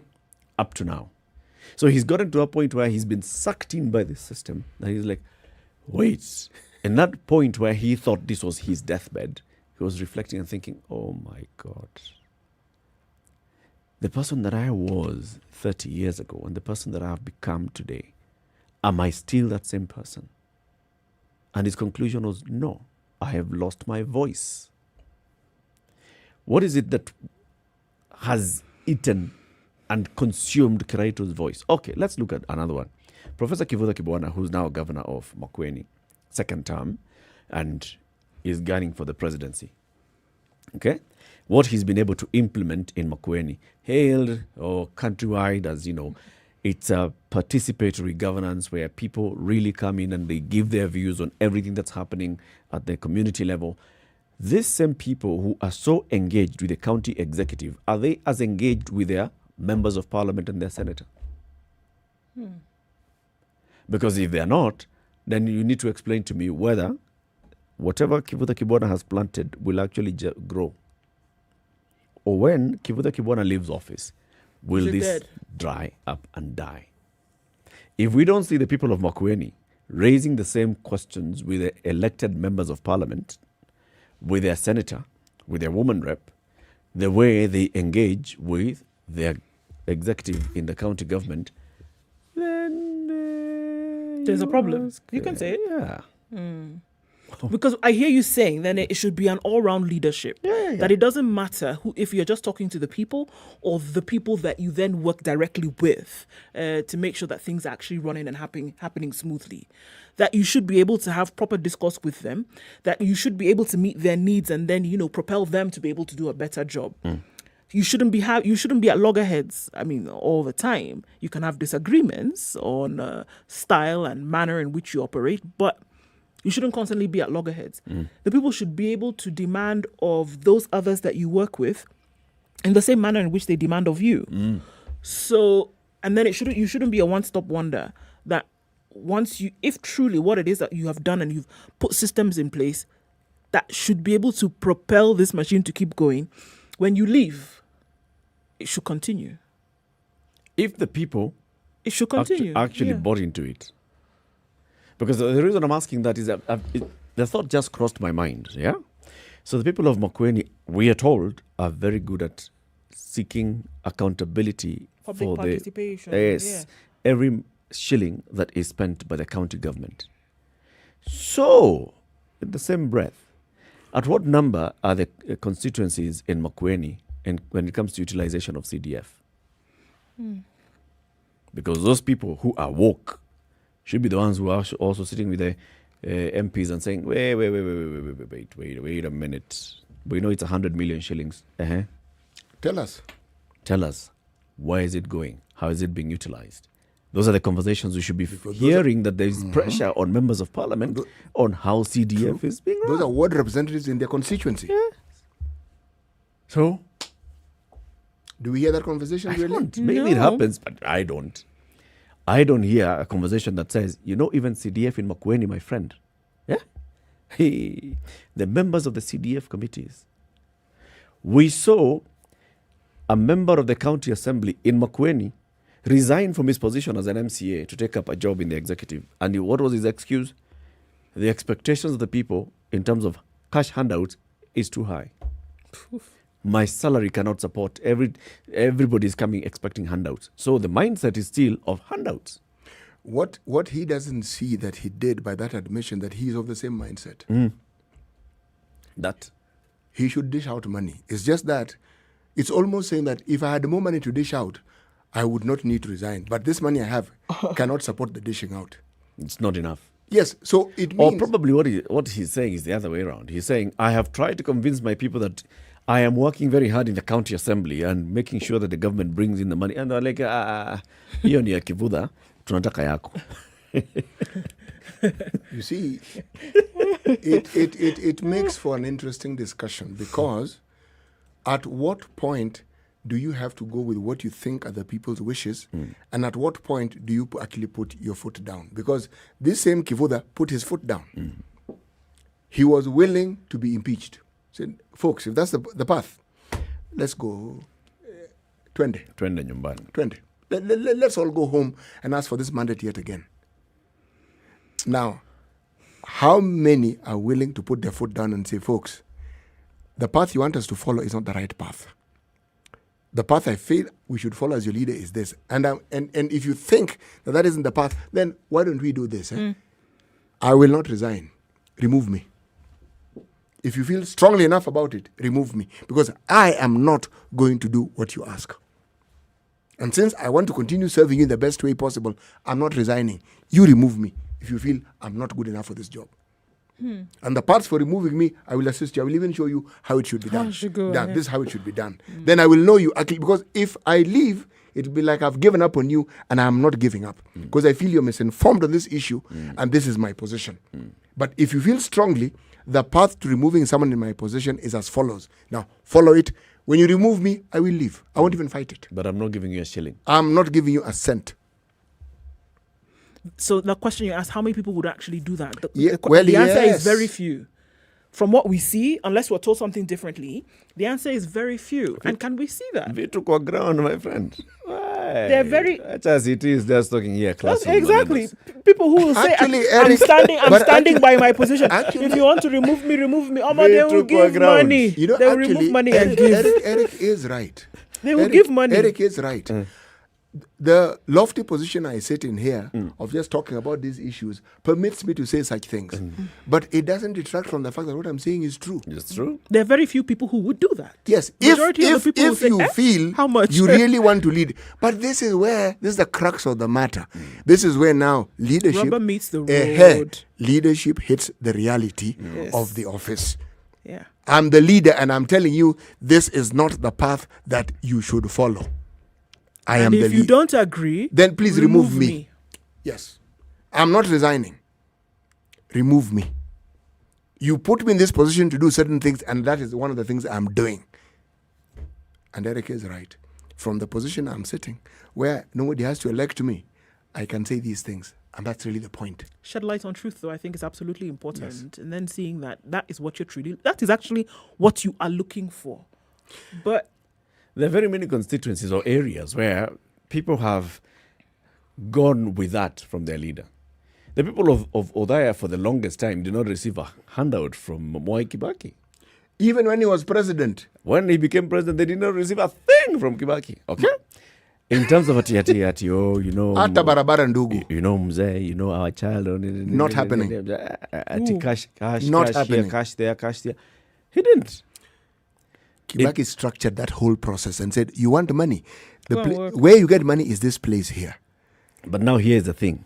So the people of Othaya who elected Mwai Kibaki to Parliament until the day he retired as president, if you go to Othaya and you ask councillors and you ask current MPs, do they expect handout? They'll tell you yes. And that's why I'm asking my question. They will go with you, but at the same time, they still have that thing at the back. Look, remember the narrative that is spoken of with Kibaki meeting leaders from his region at a time when there are things you need to discuss with them. Among anecdotal narrative has it that among the things he told them, tea we can drink and even eat, but money. this story of, Mkubwa, we came with a matatu which we hadn't paid a for. delegation has come. And we need to go back as well. He said, no. Let me just inform you in advance that is not going to happen. But let us have this discussion and see how we can improve our people's lives and how we can get along with. Why? He understood that is an impediment to the things he wants. Because it is an easy way to providing a solution which is not a solution. It is an easy way to servitude and to dulling your thinking into looking for real solutions that you can actually look for. He knew it. He understood it with clarity. And in all honesty, look at leaders who've stayed their course and are leaders even now. They are not known for handouts. There's something more that this leader brings, though. Yes, there is. Where people sort of have this kind of greater respect for this particular individual, whether they are a leader or not. The people of Udaya, for example, may have had that greater respect for Mwai Kibaki. All those credentials, Makerere, came in, young finance minister. He's bringing us pride to our area. The neighboring Nyeri, Wanyere Kihoro, sat here. What did he tell us? He was voted out. Why? Because people wanted handouts. And he didn't give. Get out. As you said, Makerere, London School of Economics, that one. If you want to have more degrees than a thermometer, no. It doesn't matter. Yeah, degree also, but then position also. Remember, when education and qualifications were a bit of a scarcity, somebody who acquired it. Man, you looked up to that person. You come and tell them whatever you want to tell them. So is it a chicken-egg situation? Because did it start off with people saying, you know what, we want handouts because we cannot see what you will do once you get into that position. So let me take what I can get now because for the long haul, I ain't getting nothing. Or are we saying that it was a situation whereby leaders just offer? People offer and say, okay, take this in order for me to get in. Which came first? The mindset of the people came first. I have to bring this into discussion. There's the issue of giving out handouts, and then there's the issue of helping out. There are people who just didn't give money, period, whether it was helping out or handing out. Period. Now, there are those who gave out, but then there was a higher expectation.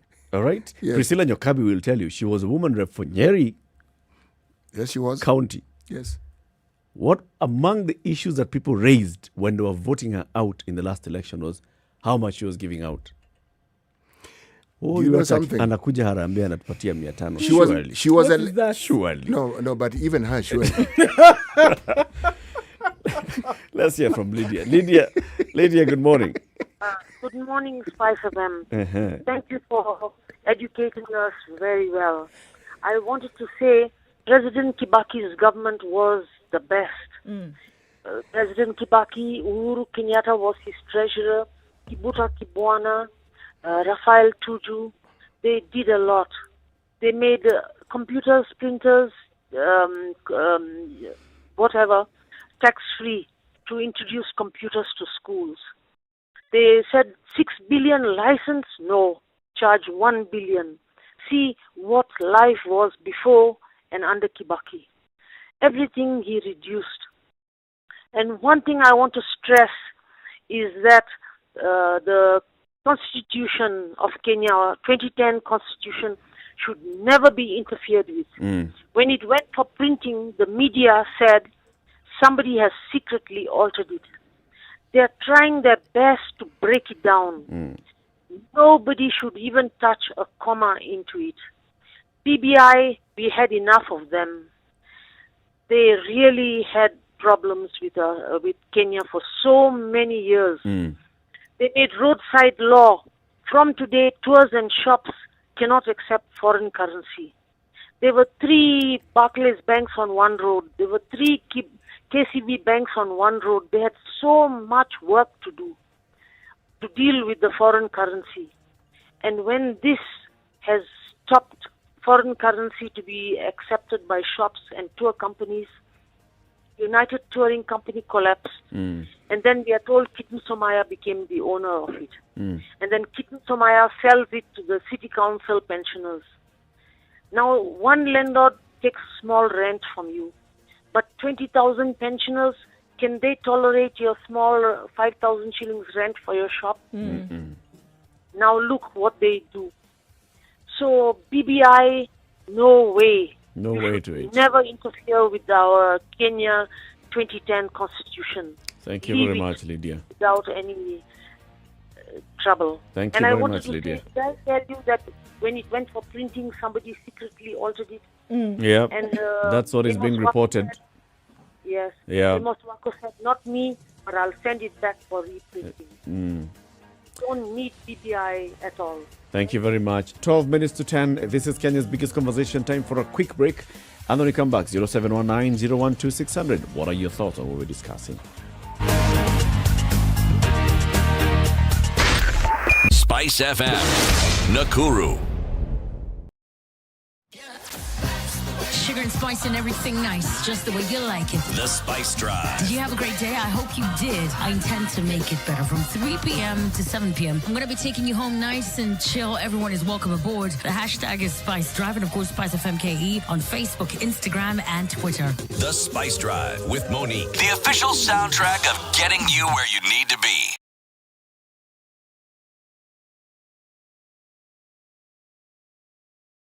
Mature, intelligent talk every morning. Spice up yourself.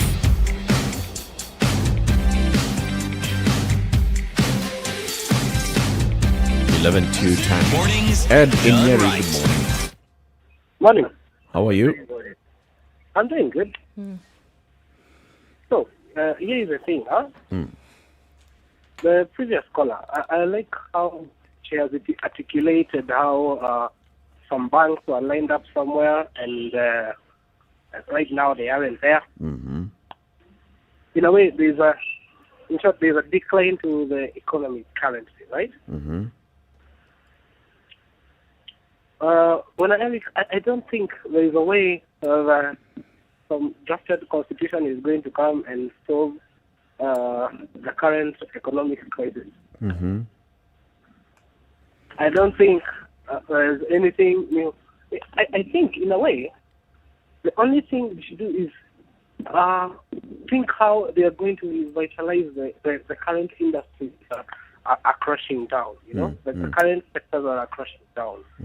But telling me that some focus amendment is going to improve the economy of the country, that is just a bit of hogwash. You don't buy it?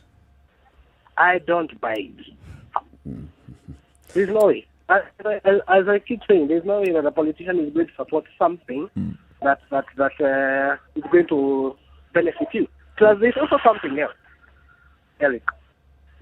How can you tell me that this whole thing is going to improve the economy, yet, one way or another, the politicians depend on the fall of a certain economy so that you'll have some longer points when they come next coming elections. Alafu unaniambia they are going to empower you. I don't know. Pertinent questions. Thank you very much, Ed. Asante sana.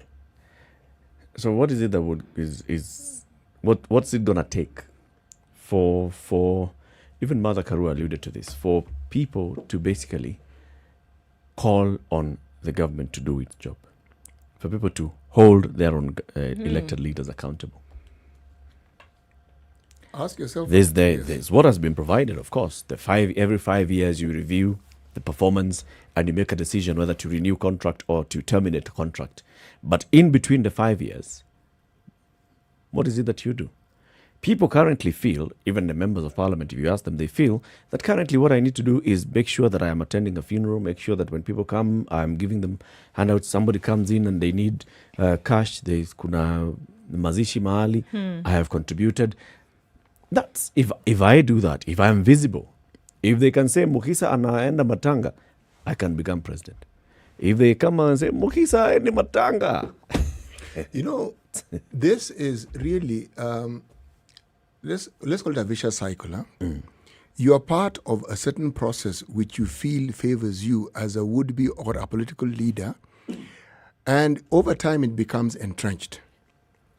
You are a perpetrator. And then a time now comes when you become a victim of the very thing that you set in motion. Because the voter and the public at large did not always expect the leaders to give them handouts. No. The political class brought in this matter of handouts until it became the norm. They can pitch a fit as much as they like about it, but this is now their little garden variety dragon, fully blown and spitting fire. Okay? And people have found comfort in it, and they do not, because it's the, you see, you're talking about exerting the influence. They know when we demand for money, we are exerting influence. And we have these people running in the way we never see them run. Yeah. It's that one occasion. So this very demon of money is the one way in which the voting public knows we are going to exert power here. This is it. This is it. It's our bargaining. We can make demands, and then we also tell you to get lost. Something ordinarily they wouldn't be able to do. Let's hear from Joseph Geraiga in Nyeri. Good morning. Good morning. How are you today, Joseph? I'm fine. The problem is, I think, the voter. Because the voter, if you go even in a political meeting, and you are not many, people will ask, after you speak, then what? You must give maybe 100, 200, 500, and it depends with the people who are there. Yeah. You are told maybe you be in groups of 10, you are given 2,000 of that, so you divide. And also, people don't understand the variant seats in Kenya, like the MP and the MCA. If an MCA asks questions to the governor, they are beaten, like you remember in Nyeri during the first term, how they were beaten in Chaka. I think it was in Chaka. For raising questions. The question, yes, you will remember, if you can search, and where the governor was even impeached. They had so much differences. If a governor is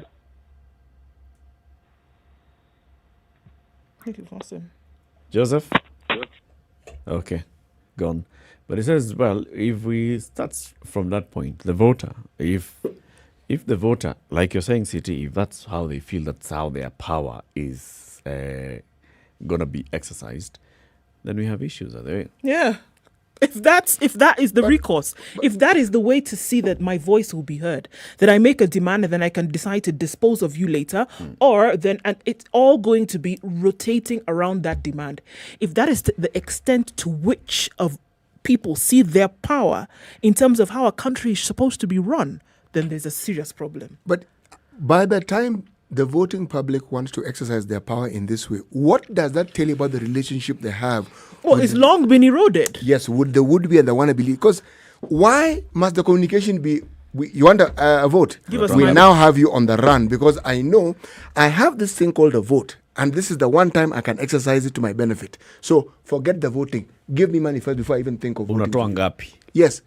And they're not budging from that discussion. What does it tell you? The very hope that you've been knowingly eroding now comes to bite you. And it's biting you hard now. The person who's wielding this power at this particular time doesn't see that they are not helping their situation either. But then they ask themselves, the other choices I have are which ones exactly? Because I know this person. It's actually a declaration of knowledge about the leaders and the would-be leaders that we have. And they're saying, we've seen you long enough, we've understood you. And because we've understood you, this is how we are going to relate to you. It's not sustainable. It's not sustainable. If anything, it's dry and ready tinder for combustion. It'll get to a point whereby you will not be able to sustain that kind of attitude. And we're not talking about 2-3 days. It could be years. And it'll get to a point whereby things are not salvageable.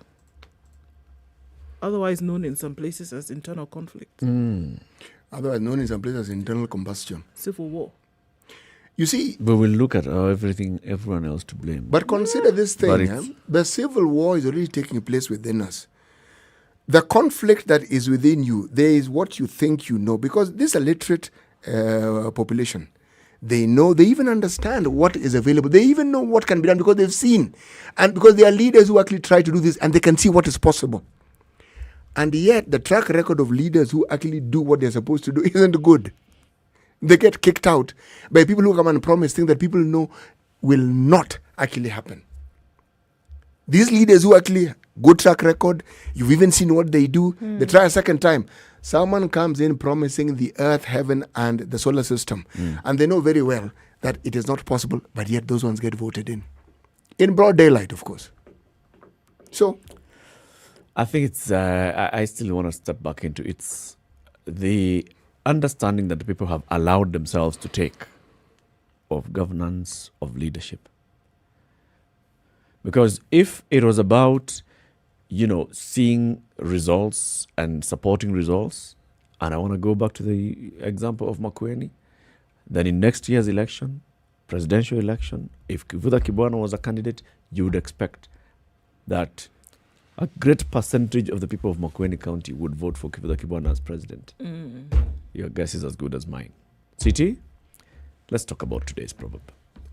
In a moment of crisis, the wise build bridges and the foolish build dams.